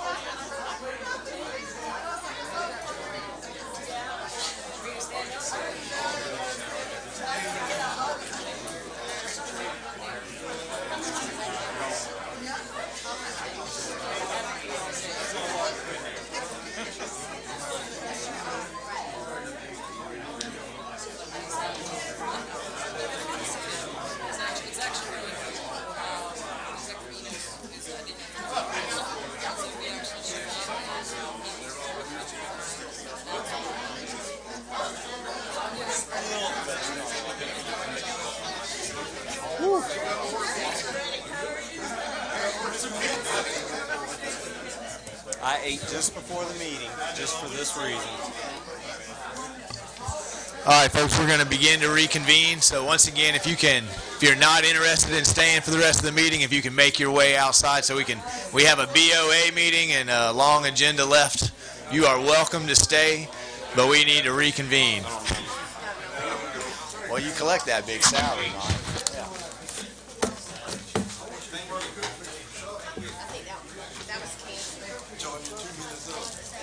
2 minutes are up, and all we got time for a handshake.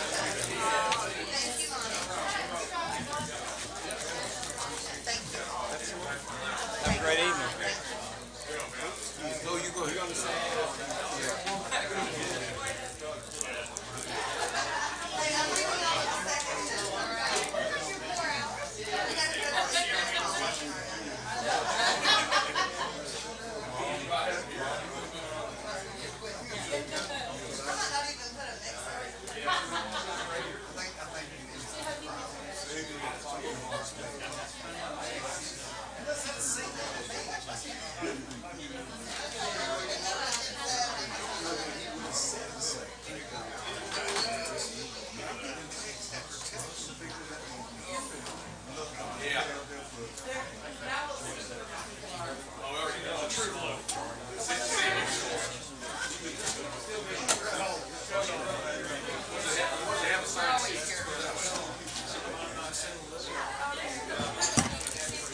All right, folks, I think we've got all 5 commissioners back at the dais.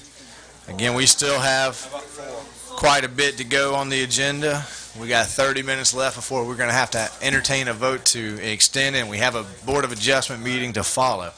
So, Miss Amy, Miss Amari, we're ready to go. We're still live. Wonderful. Okay, moving on to item B. Interlocal agreement between the City of Newberry and Alachua County providing for the creation of the Newberry Community Redevelopment Agency. This is the famous CRA that we have been working on for years and years and years.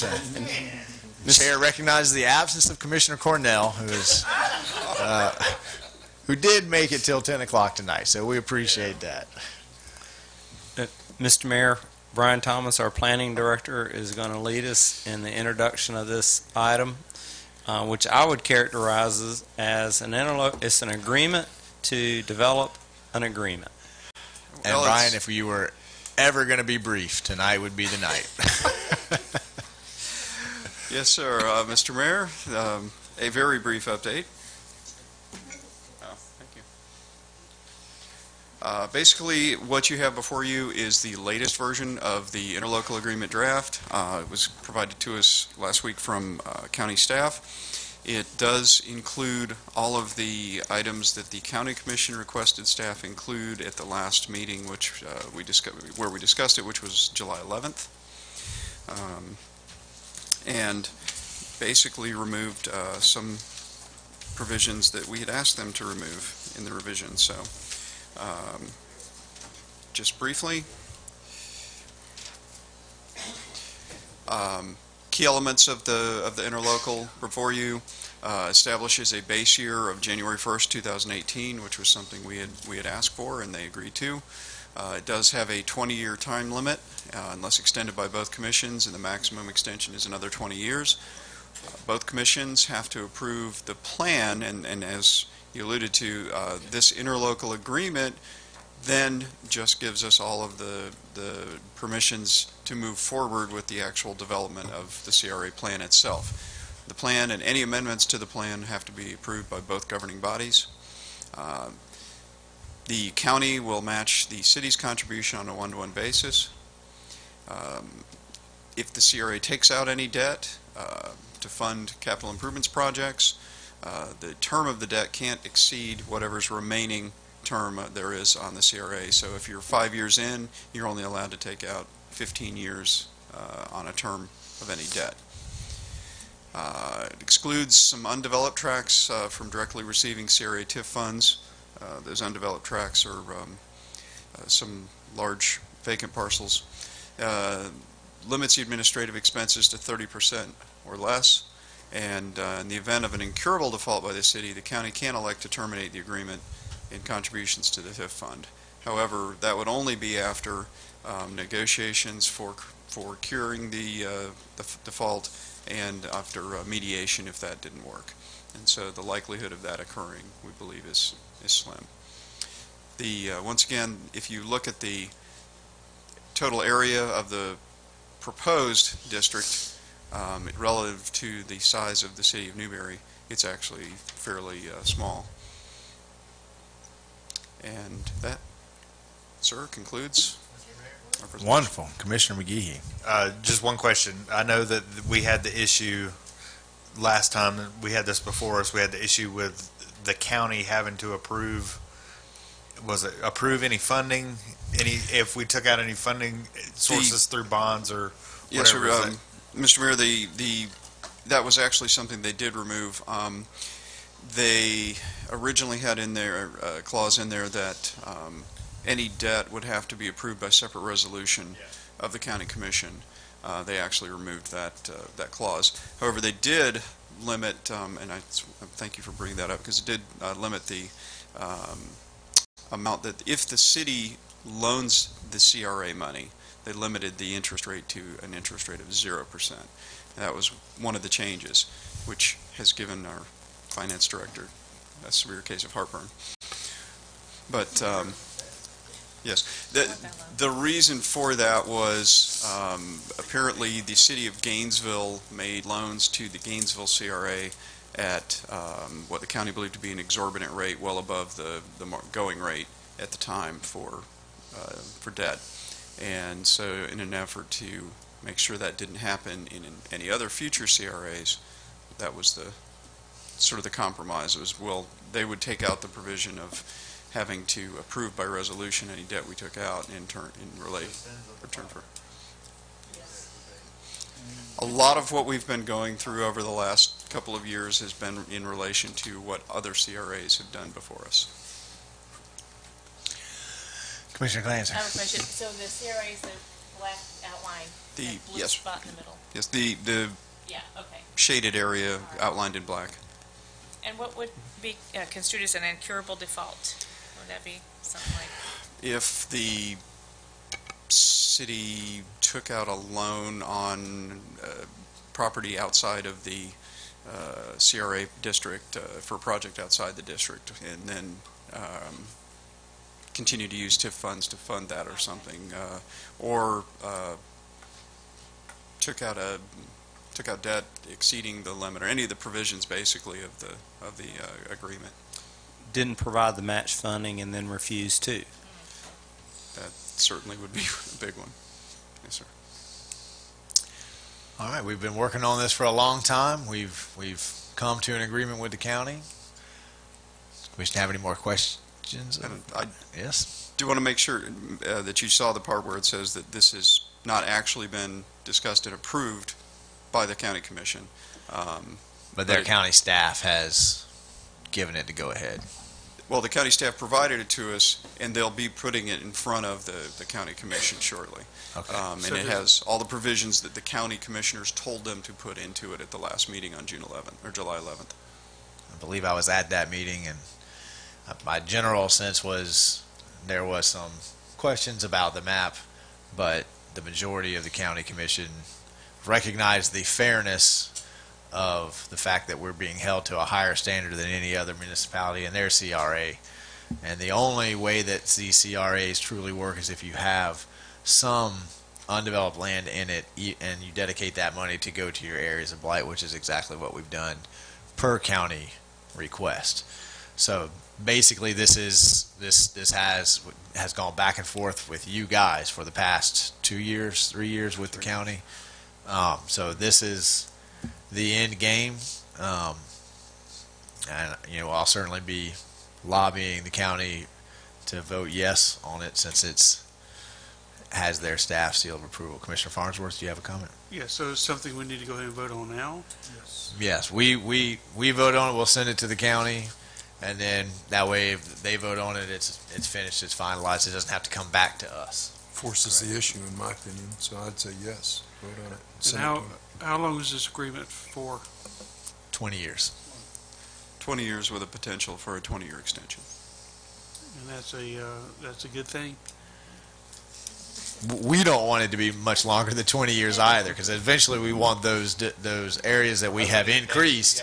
We want to get them back on the tax roll. So it's a good thing because you're funding your CRA with a tax differential between now, when the agreement is entered into, and what the rise in value of the tax district is. So the longer the CRA remains in it. The first few years, you get very little money into your CRA, but when the district increases and all the ships in the harbor increase, because the tides come in, the taxes going up, that's when your CRA has money. So in the latter years, the 20 years from now is when you really have some money to do something with. But for 5 years, 10 years, you're not going to have any real serious money in the CRA district, likely. 2 decades from now, the commission will be very grateful to you tonight. I'm just very weary of these long-term contracts. I think we got screwed over in the past with these things. I'll still be here 20 years from now. I'll tell you. You were here for the last one. I don't know whether that was a good thing or not. Mr. Mayor, I just first, second, and third graders. He'll be here. just to point out, though, that the CRA plan and then the board of the CRA will be the commission. And so the commission will always have a very strong control over what's the money's being spent on. All right, any more questions for staff, or is somebody ready to entertain a motion? I'd like to make a motion to accept the interlocal agreement. I have a motion. I'll second. A second from Commissioner McGehee. Motion was made by Commissioner Glanzer. Any questions or comments from the public on the adoption of a CRA? Seeing none, all those in favor signify by saying aye. Aye. Motion passes unanimously. Item C is the facility rentals. I believe Brad is going to lead us in this conversation. He waited patiently and quietly all the time. He was asleep. Hopefully you didn't bring us back 12 options. No, sir. We're trying to limit it. Back in the last meeting, we talked about the facility rentals. Tonight, we're going to just briefly go back over it. We have 3 buildings that we rent out: the municipal building, Freddie Warmack, and MLK Community Center. Those are the rental rates. This is the cost it costs the city per building, per rental. It's about $66 for the municipal building, $48 for the Freddie Warmack, and $37 for the Martin Luther King Jr. Center. One of the options that we talked about is splitting up the event versus meeting rentals. So these are just some suggested, well, the top ones are our current rates for rental, and then with suggested meeting rates that we've come up with: $100, $50, and $50 for the 2 buildings. And a meeting rental must be less than 30 people and less than a 2-hour time period, which would cause staff very little setup or cleanup time. One of the things we wanted to talk about was deposits. Do we want to choose the 100% deposit for everyone, 50% deposit, 25% deposit, or 0% deposit for the exempt organizations? So that was one of the things we wanted to make a decision on. And then we have a couple options on the exempt organizations: 3 free rentals, a rental fee after the 3 free at what percent? Option B is no free rentals on Friday, Saturday, Sunday, or holidays. Friday, Saturday, Sunday, or holidays at a percent of the full rate, and unlimited free rentals for Monday through Thursday except for holidays. Option C is 3 free rentals, rental fee after 3 at some percent, no free rentals on Friday, Saturday, Sunday, or holidays. Friday, Saturday, Sunday, holidays at a percent of the full rate. And then your a la carte. Any of the above, A, B, C, D, E. E being the cleaning fee of $50 going towards everybody. I like the a la carte because we can keep on going with options till in the time. This kind of lets us set up what you want to see in there. And that's the end of the presentation with a few of the options. I'm trying to speed this through, so. We all appreciate that. Yes, sir.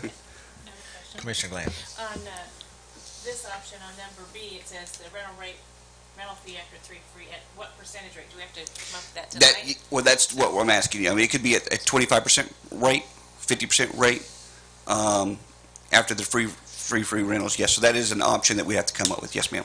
Can I ask the commission and Brad to clarify a point, because I think we all kind of liked the 3 free up front and then you figure out something. Does that mean that Newberry High School itself has 3 free, or does that mean the lacrosse team has 3 free, the football team has 3 free? Because that's kind of I think the question that staff would come up with. Well, we said Newberry High School gets 3. Well, which organizations get get the free ones and which ones. Well, I get it from you guys in sponsorship, so I'll just be coming right back to y'all. I mean, what we might want to say is that each organization gets one free because, you know, or each school organization, because it's never, I never need a banquet for the golf team more than once. I never need a banquet for I don't do more than one dance. But you get, instead of saying the three, each organization gets one. And then I don't think the weekends are a problem for the school. So we could differentiate between the schools and the outside organizations. Oh, yeah. Outside organizations get 3 throughout the year because it's one organization. Schools get one time a year that they have it for free, but not on the weekends. Because almost all of ours are weeknights. Their banquets on Thursday. I think the Oakview does a social on Friday night, and we sometimes do a winter dance on a Friday night. But it might be that we pay a percentage of the rate. What's our cleaning? What was our cleaning fees? Because I just want to make sure that we at least cover that. Once we get past that 3, I'm comfortable with just making sure that we're covering costs, you know, for cleaning or whatever. Yeah, Mr. Mayor, as of right now, we don't have a cleaning fee on our agreement. Our cost for use of it is $66 on the municipal, $48 on Freddie Womack, and $37 on Martin Luther King. And that's where we proposed a possible option E of the $50 cleaning fee, kind of basically took an average of them. That includes cleaning? The $50 cleaning fee. 66 includes cleaning? Yes, ma'am, that includes cleaning. Mr. Mayor, if I could interject something. For the folks that pay for use, staff's always had the conclusion that the cleaning fee was part of the rental rate. So it was only whenever a number of fee-exempt organizations used the building that realized, hey, there's a considerable expense to cleaning. So if the commission directs us to adopt a $50 cleaning fee for the facilities, that could just be for events only and not for meetings, because we assume that there's very little cleanup after a meeting. We could also, the commission could then direct that the $50 fee would be included in the non-exempt. Otherwise, reduce the rental fee by $50 and say that the fee is actually rental fee minus 50 plus a $50 cleaning fee. That way it's clean for everybody to understand that the only thing that is exempt is the rental portion of it, and the cleaning fee is required of everyone. Yeah. Just to clarify, and that if that's the commission's will, that's how this would get brought back in the form of a resolution or policy. I think that's the cleanest. That way the hard costs are covered. So are mainly covered. So you repeat that in a motion? That's a lot of... Would say that. We can take that as direction, because eventually this is coming back to you guys in the way of a resolution. Okay. So we can take direction tonight, review the meeting minutes, and bring that back in the way and resolution that you would then vote on. So did that cover the 3 free and the 1? Are y'all comfortable with organizations get 3 over the year? School organizations get 1 free throughout the year. You'll just have a different schedule. We have all different, yeah. And yes. The question I got is the 3 free, that's any night of the week, or do you want to exclude the Friday, Saturday, Sunday?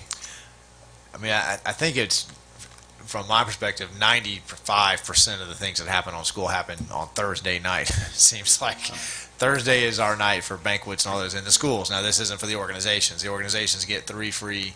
Excluding weekends. Excluding weekends. But I don't think the organizations that I know generally use it on the weekends anyway. They're garden club, they're meetings inside, they're doing all those kinds of things. Is the meetings... Would the 3 free that, say, the garden club get include meeting, or just events?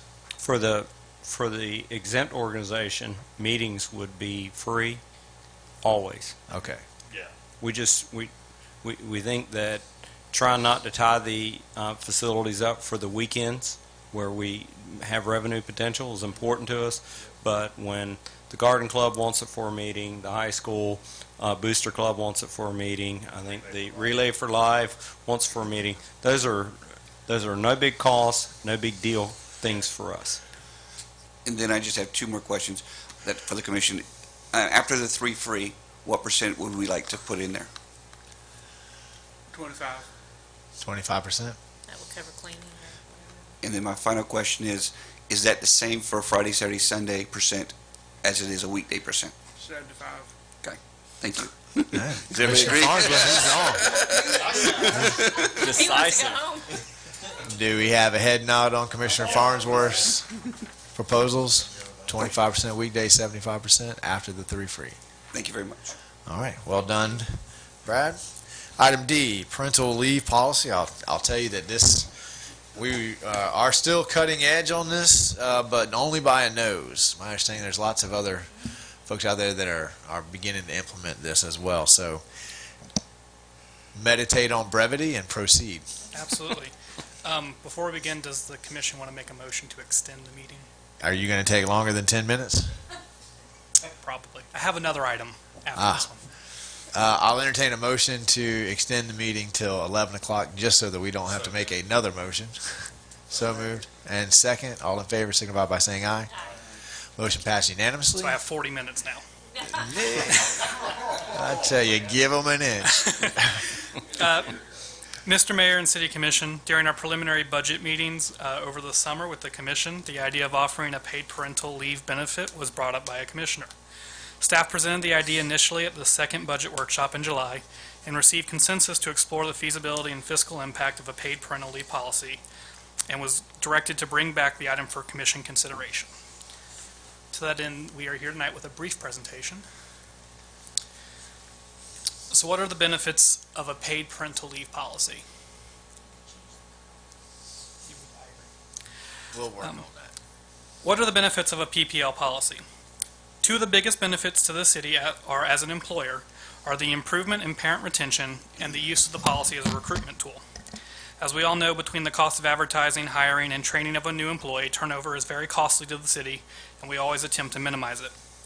A PPL policy also improves our competitiveness in recruiting, especially amongst younger applicants.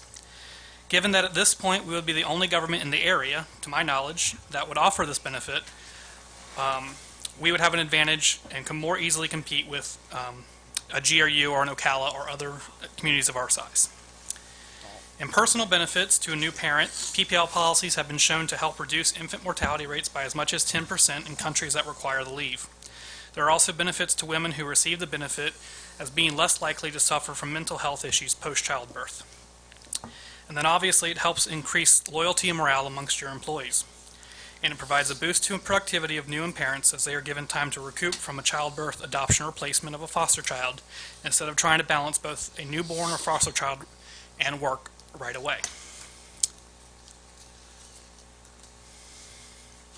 The current status of paid parental leave is that nationwide only about 13% of private sector employers offer PPL as of 2016. However, that percentage is higher amongst larger corporations. Globally, all but 2 countries mandate that some sort of paid parental leave is given by employers. The current presidential administration, as well as the previous presidential administration, listed paid family leave for new parents as a policy proposal. A small but rapidly growing number of state and local governments have begun offering PPL in the last few years, citing reasons such as the desire to keep moms in the workforce and attract younger workers to government and service careers. The city's average age, for example, of full-time employees is 41 years old. The Florida public entities noted here have adopted PPL policies within the last few years. Mostly within the last 2 years, we've kind of seen a domino effect of cities and agencies adopting PPL. This list is by no means exhaustive, and more local agencies are adopting policies every month. Most recently, the Palm Beach County adopted a policy, and the city of Jacksonville is currently considering adoption. A review of the PPL policies summarized on this slide indicates that currently Florida cities are adopting PPL policies much more rapidly than other government agencies, such as counties and school districts. Further review indicates the most common benefit duration offered is 6 weeks of pay. In Florida cities, the city of Doral offers the shortest amount of leave at 4 weeks, and the city of Tampa offers the longest at 8 weeks. Tampa's policy also provides for a shorter 2-week duration if the leave is for a secondary caregiver. State and local governments around the country have also begun offering paid parental leave benefits as well, including those noted here. This slide shows state and local agencies with varying policy requirements, such as duration, percentages of pay, and eligibility. In your commission packet, you'll find a fairly thorough listing of PPL throughout the country of local government agencies. The states of New Jersey, Rhode Island, California, and soon to be New York all mandate a PPL benefit with reduced weekly payment to eligible workers, which is funded through payroll deductions, similar to how Florida funds unemployment. In reviewing all the policies sampled, staff noted several similarities. Employees generally must have worked for the organization for 1 year. The leave must run concurrently with FMLA. In addition to the birth of a child, leave is also provided for the adoption of a child, placement of a foster child, or in loco parentis or guardianship placement. Most agencies offer 100% of a full-time employee's base salary for the duration, while others offer a reduced percentage per 2-week segment of leave. Some additionally offer shorter leave for non-primary caregivers of a child.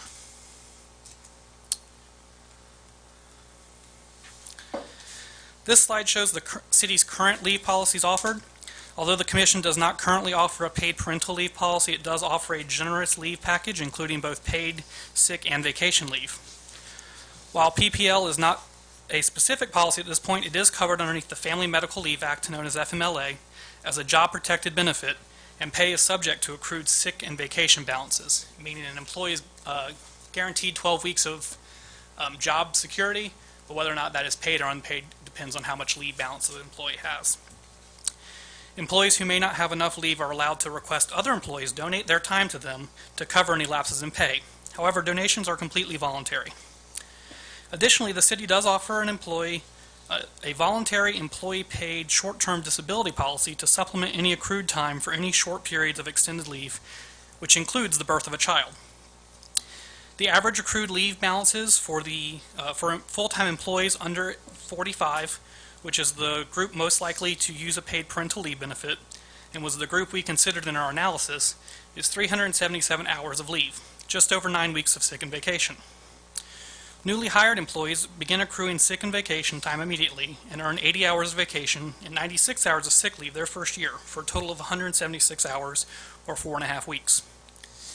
FMLA data shows that the average number of leave hours taken for a birth, adoption, or placement of a foster child is 240.5 hours, which is about 6 weeks.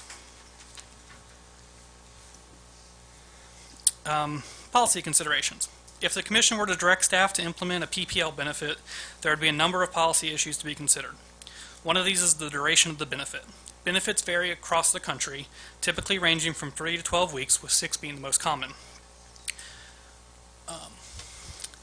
Other issues include whether the leave is to be consecutive or on an intermittent basis, whether there's consideration for primary and non-primary caregivers. Some policies offer reduced duration for non-primary or secondary caregivers, and whether or not to run the PPL concurrently with FMLA. Staff notes that most policies typically do run concurrently with FMLA. Another consideration is compensation. Dallas, I think you might be losing us this late in the night with all these. Are you going to put these back up? Do you want us to take these considerations one at a time? Because the ability for us to remember all of these considerations and come back to you at the end might be limited. I have a slide at the end that we'll go through each one. Okay. And I can always come back if the Commission needs to. Another consideration is compensation. As previously noted, compensation varies between differing agencies, with 100% of base pay being the most common, or reducing percentage of compensation for each 2-week block of leave. 100% the first 2 weeks, 75% the next 2 weeks, and 50% every other 2 weeks. Additionally, the Commission would need to consider its bargaining and non-bargaining employees. If directed to implement the benefit, the policy would take effect with all non-bargaining employees as soon as the Commission adopted the policy, most likely being October 1st if the Commission directed. The city would then need to notice its bargaining units, and the policy may be subjected to collective bargaining process. And that's the same as was on the previous slide. The cost of offering paid parental leave benefits is difficult to predict, and staff would recommend tracking the actual costs associated with the policy, if adopted, on an annual basis for a period of time in order to determine the true cost of the benefit. In an attempt to make a ballpark estimate, staff calculated the average weekly salary and benefit cost of a full-time employee aged 45 and below, and multiplied this figure by the average number of parental leave incidences taken per year per FMLA data. If the Commission were to adopt a policy with reduced percentage of pay per 2-week increments, the direct cost is estimated to range between $1,600 and $2,200 per year, depending on the duration of the leave. If the policy were to provide 100% of base salary, the estimated cost ranges between $2,200 and $4,300 per year. Is that per employee, or is that for the policy being enforced? That is for the policy being enforced. We estimated, technically, we should have 0.68 pregnancies a year, or childbirths a year. So I'm going to use that in my human geography class. Technically, this is what should happen. Okay. So we based it based on that 0.68 using FMLA data. Okay. And given our history, that's, we have one, maybe one a year.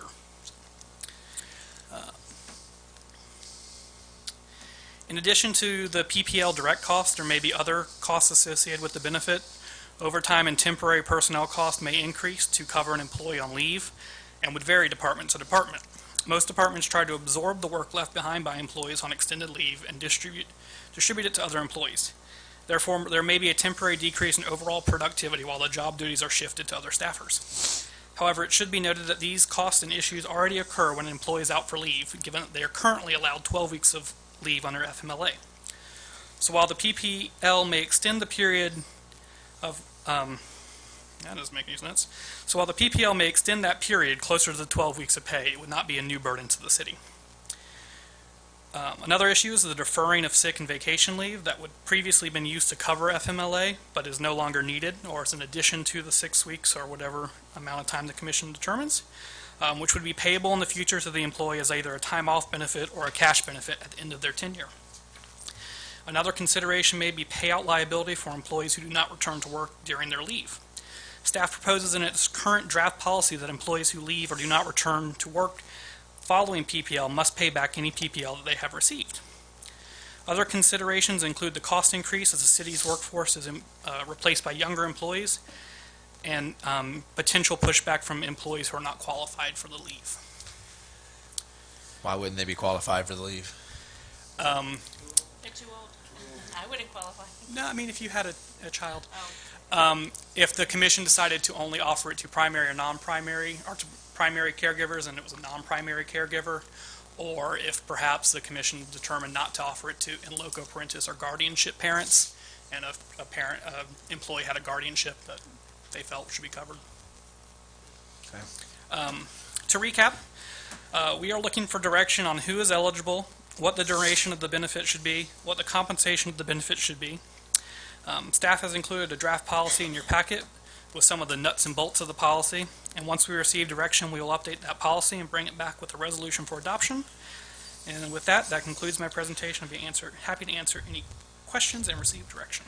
Before we start the conversation, I'd just like to point out that you could be pretty generous here, and we're still talking about a relatively microscopic amount of money in the overall budget. So, yeah, and I think we might get a lot of appreciation for a policy like this. So just knowing that, we're talking about $3,000 at the end of the day. Commission, floor is open to deliberate. We've got 25 minutes. Okay, real quick. Hang on, Commissioner Farnsworth was beat you to the punch there at the light. I was just kind of curious as to what the possibility of attracting people that will be just coming here just for the policy itself.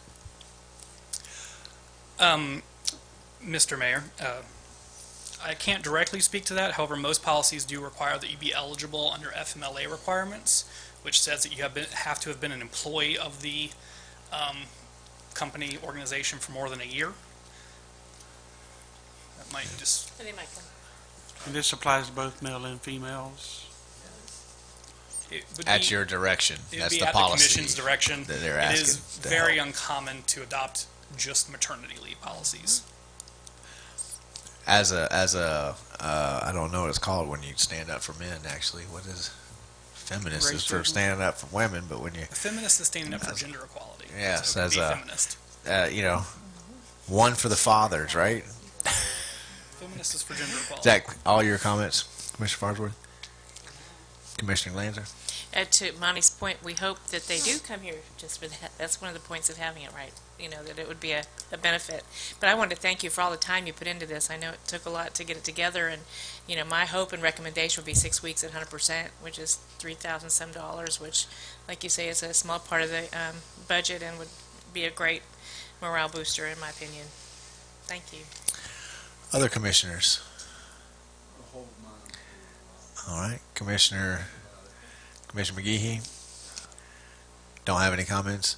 We have one suggestion for 6 weeks at 100%. Anybody else want to make a comment or a suggestion? I suggest that we don't do it at all. We have another person that doesn't want to do it all. Any more comments from the dais? Any public comment? You need to come to the podium if you want it to be an official comment, Mr. Stainfield. Okay. The chair will entertain a motion. Oh, hang on 1 second. Christina Stainfield, citizen. I think it's a wonderful thing, and I think you ought to do it. I hope that doesn't cause too much marital conflict when you get home. Thank you. Was it shocked you? It did. We'll look into that. That was Peggy Loy, again. I think it's a great idea. It doesn't cost very much. It's a good PR thing. People will like you more. And I think it also should include the secondary, what is it called? Caregiver, thank you. So if it's a father, for example, as a secondary caregiver, at least maybe it's a shorter time, a very shorter time. But that first couple of weeks, you do matter. You only matter for 2 weeks. That first couple, only 2 weeks. But for that first couple of weeks especially, it's rough. It's rough with the new baby. I agree. So, yes. Okay, I had the beginning of a motion on the floor. Yeah, I'd like to make a motion to move forward with the parental leave policy. Do we have to say what we want to be in it? Okay. I think so. And I recommend 6 weeks at 100% for The all the primary. caregivers, primary and secondary caregivers. You want the secondary at 6 weeks, 100% I in do the motion? because you might have the father is the employee or the mother. You're not going to have the husband and wife both Newberry employees. It'd be very rare, I think, if you had that. So it's going to be one family member, you know, at the $3,000 that year if we have it in a year. We might not even have any in a year, so we might not pay any money. But it wouldn't be fair. I think it would be unfair to make it gender specific, in my opinion. And to that point, Well, the father could I have be a primary motion, caregiver. so yeah, the father Yes, could be the exactly, primary. yeah. So I have a motion. So before it dies, I have a second for 6 weeks at 100% for primary and secondary. Motion dies for lack of a second. Would anybody like to make another motion for policy direction? Perhaps 6 weeks at 100% for primary and 2 weeks at. I didn't finish it, so. Six. That 2 weeks at 100% for the second. So I have. Well, once you say What'd it. you say, Jason? 6 weeks at 100% for the primary and 2 weeks at Secondary. 100% for the secondary. I'll Okay. second that. I have a motion for 6 weeks at 100% for the primary and 2 weeks at 100% for the secondary. Properly seconded. Motion made by Commissioner McGehee, seconded by Commissioner Glanzer. Any public comment on that? Does anyone in favor? We had someone from the audience say they're in favor. I get a lot of head nods from the public. Public comment seems to be in favor of this one. All right, any more conversation from the dais? Any more comments from the dais? All those in favor signify by saying aye. Aye. I didn't say that yet, Commissioner Coleman. Roll call, Commissioner Coleman. Commissioner McGehee. Commissioner Farnsworth. Commissioner Glanzer. Aye, and we need more women on this board. Just saying. Okay, that motion dies. Would anybody like a third attempt before, or we could vote to table this until we have 5 commissioners? Is this time certain, Dallas? Time sensitive, I mean? I make a motion that we table this and Knowing that the fifth commissioner is still a man. and to help us go home to our wives and discuss this. Okay. Yep, that's a good point. All of you go home to your wives and talk about it. Okay, and husband. Yes. You're in favor. Okay. I'm sorry. We do not. We have a I'm sorry. We need a motion on the table to on the table to table. So is that what your motion was? I have that motion from Commissioner Coleman, second from Commissioner Glanzer. Any public comment? Hearing none. All those in favor signify by saying aye. Aye. Okay. And we scratched item E, and that takes us to the Water Corporation of America agreement, the water billing audit. Go, Dallas. Mr. Mayor, the proposed contract before you tonight is to provide professional services specializing in the analysis and correction of water and wastewater system underbillings and misbillings with the intent of improving the accountability and ratepayer equity, which may increase revenue for the city.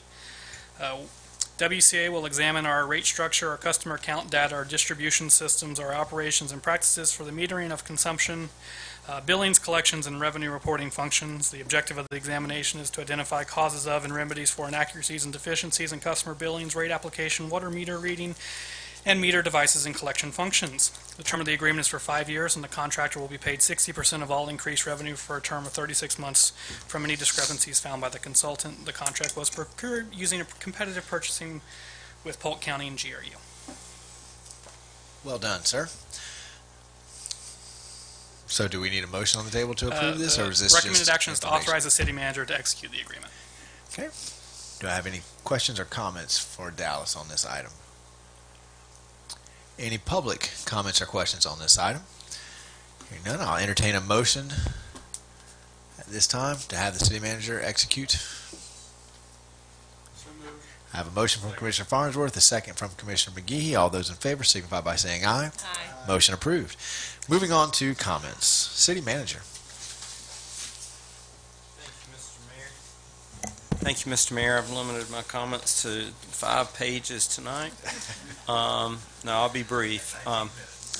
Commissioner Glanzer and I will be traveling to Orlando Thursday, Friday. For me, it ends Friday. For her, I believe Saturday, to the Florida League of Cities annual conference. I'll also be attending FMPA's meeting Thursday as well, so be out of town. Boards and committees. We continue to not get much in the way of applications. We don't have enough applications to fill any board currently, despite several advertising in the newspaper, Facebook, city website. We encourage you guys to continue to beat the bushes, although by way of a heads up, I think that our next discussion about boards and committees is whether there's enough public interest to actually seat those boards and committees. Budget workshop, we had one scheduled for Tuesday, the 29th of August. That date has been usurped by a planning and zoning board meeting, and for the second time. So staff proposes to move the budget workshop for general fund to Wednesday, August the 30th at 6 p.m. here at City Hall. Is there any objection to that? Wednesday what? Wednesday the 30th, 6 p.m.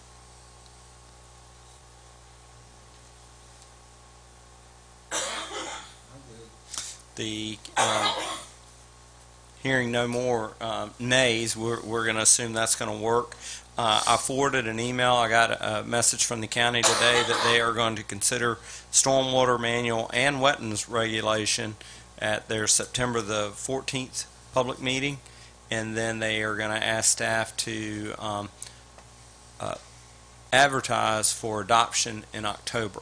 So we've been talking about it for a year and a half, 2 years now.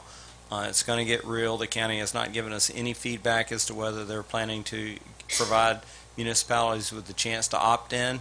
My suspicion is that they're not planning to do that.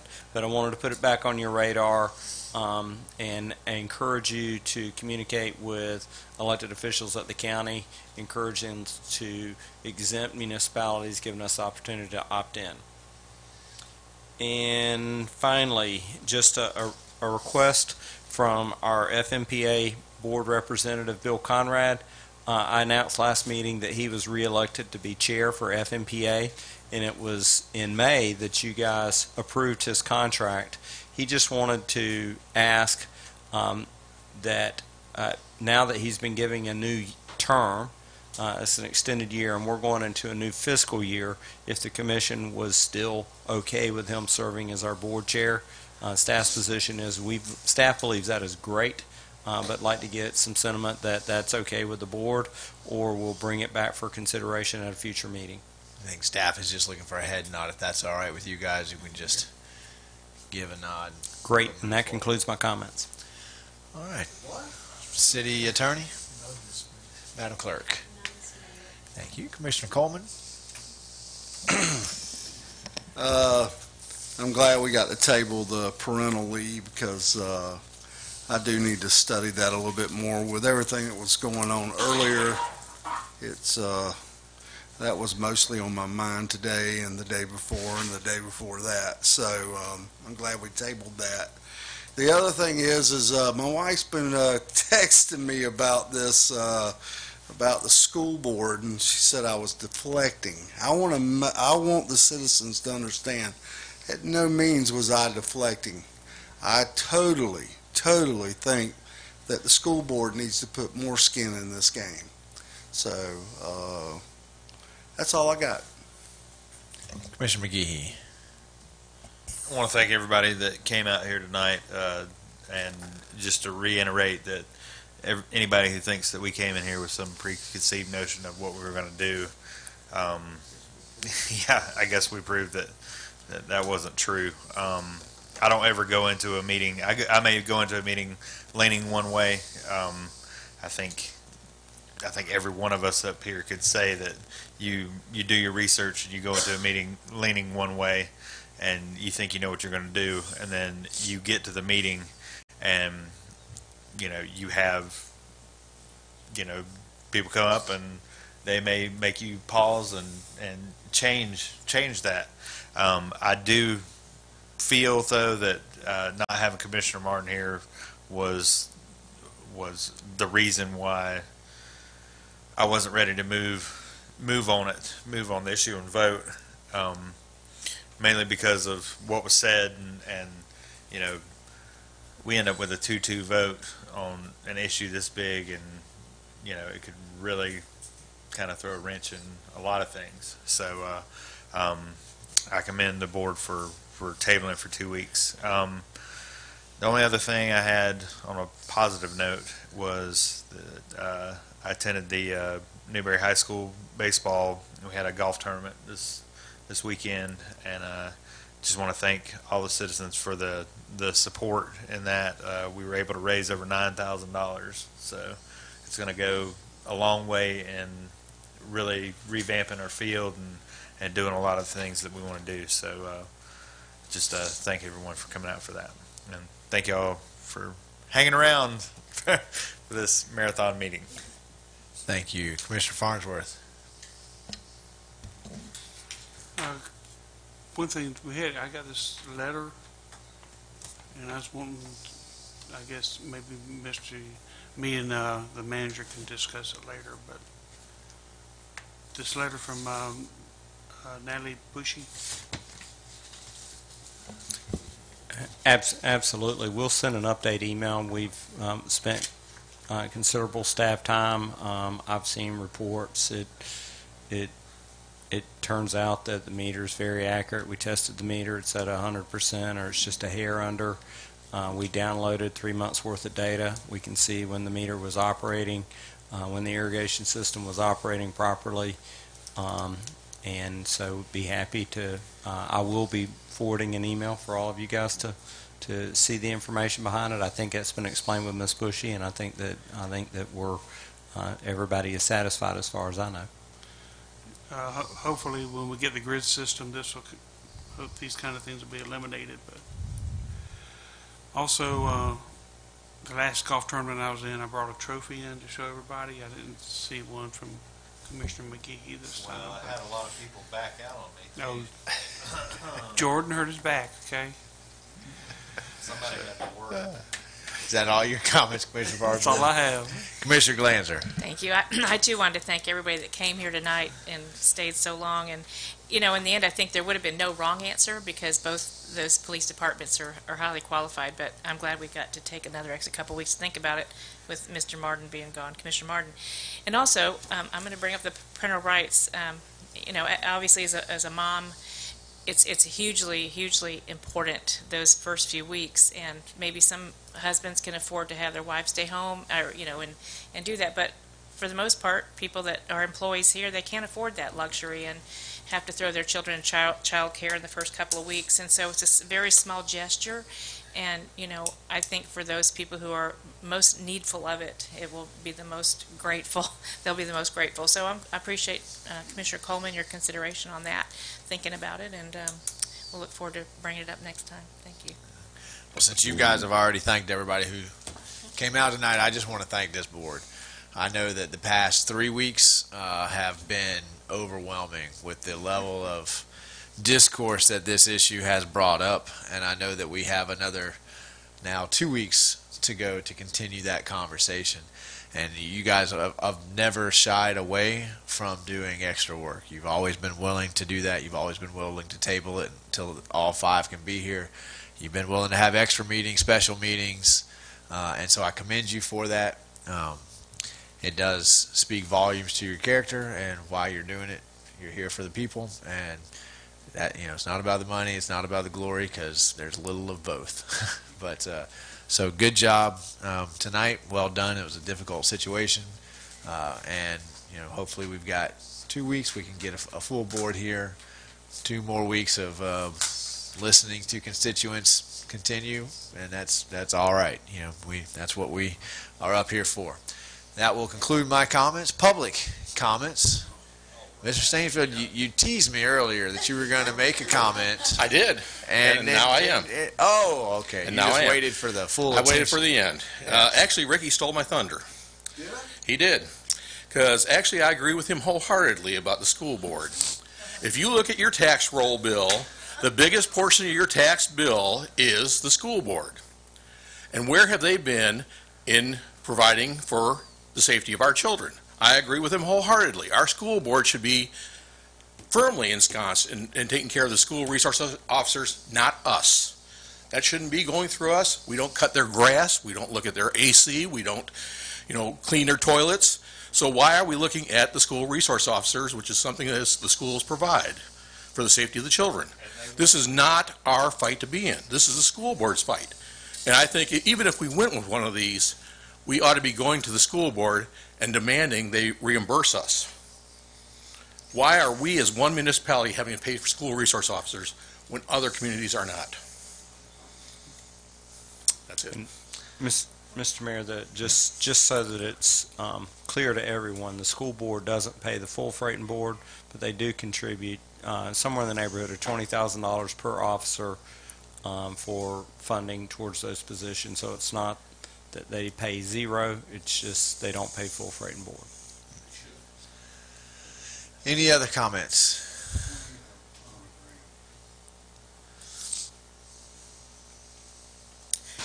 Christina Stainfield. I do have a lot of opinions about what went on tonight, and I'm not going to go into them now and state my opinion, so if you want to talk to me later about that, it's fine. But I just wanted to say that there's a lot behind the scenes that the citizens don't know about. You all have studied it, and that's what we elected you to do.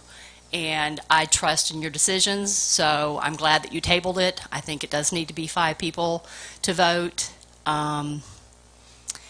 It's a hard choice, and I'm struggling with it, as I know all you are. So, but I trust in the decisions that you're going to make, and I'd love to talk to each one of you about it. Thank you. Thank you. Other comments? It's a question about all of that. Peggy Lowe. You know, before we had the MSTU, I always have to do Middle Tennessee State University and reverse it. MSTU. Right. Oh, it is. It's good school.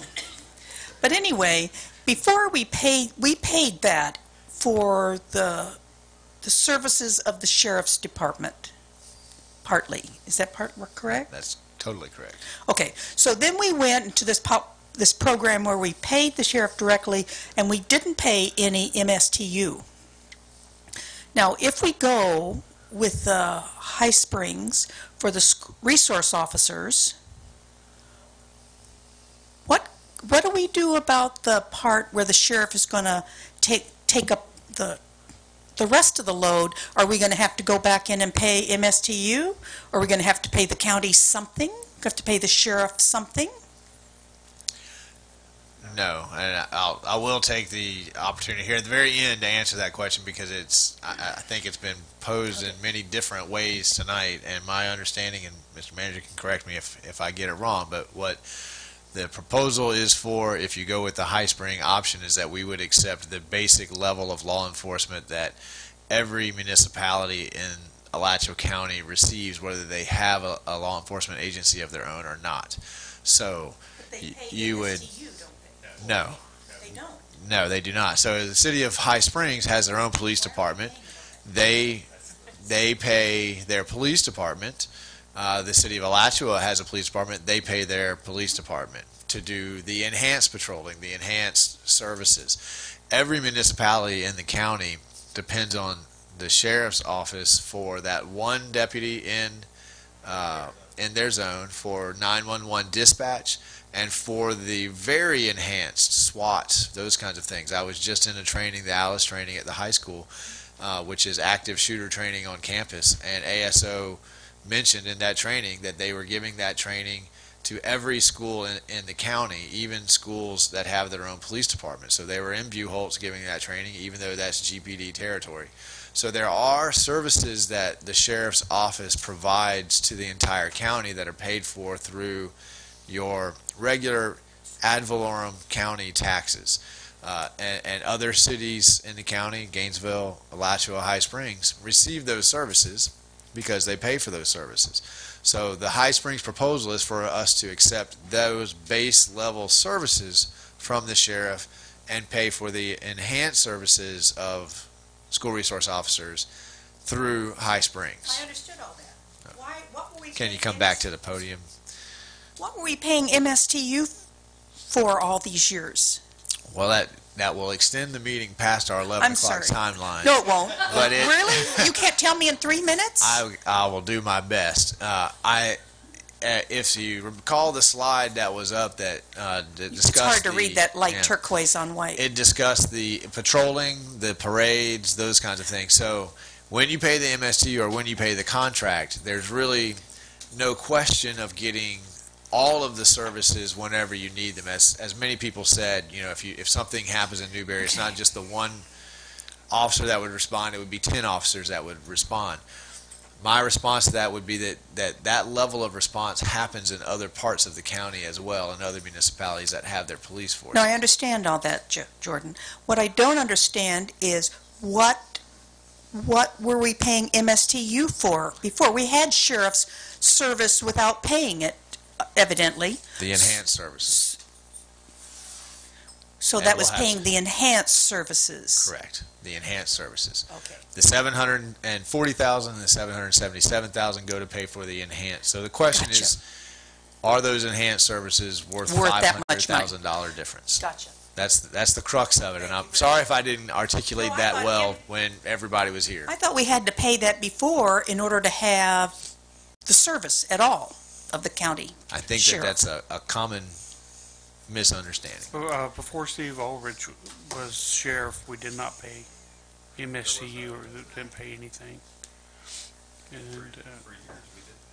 And I think with Steve Ulrich, actually, Sheriff Ulrich sued the county saying the MSTU was unconstitutional or illegal. Yeah. He had told us don't pay it. Yeah. Okay. Any other public comments tonight?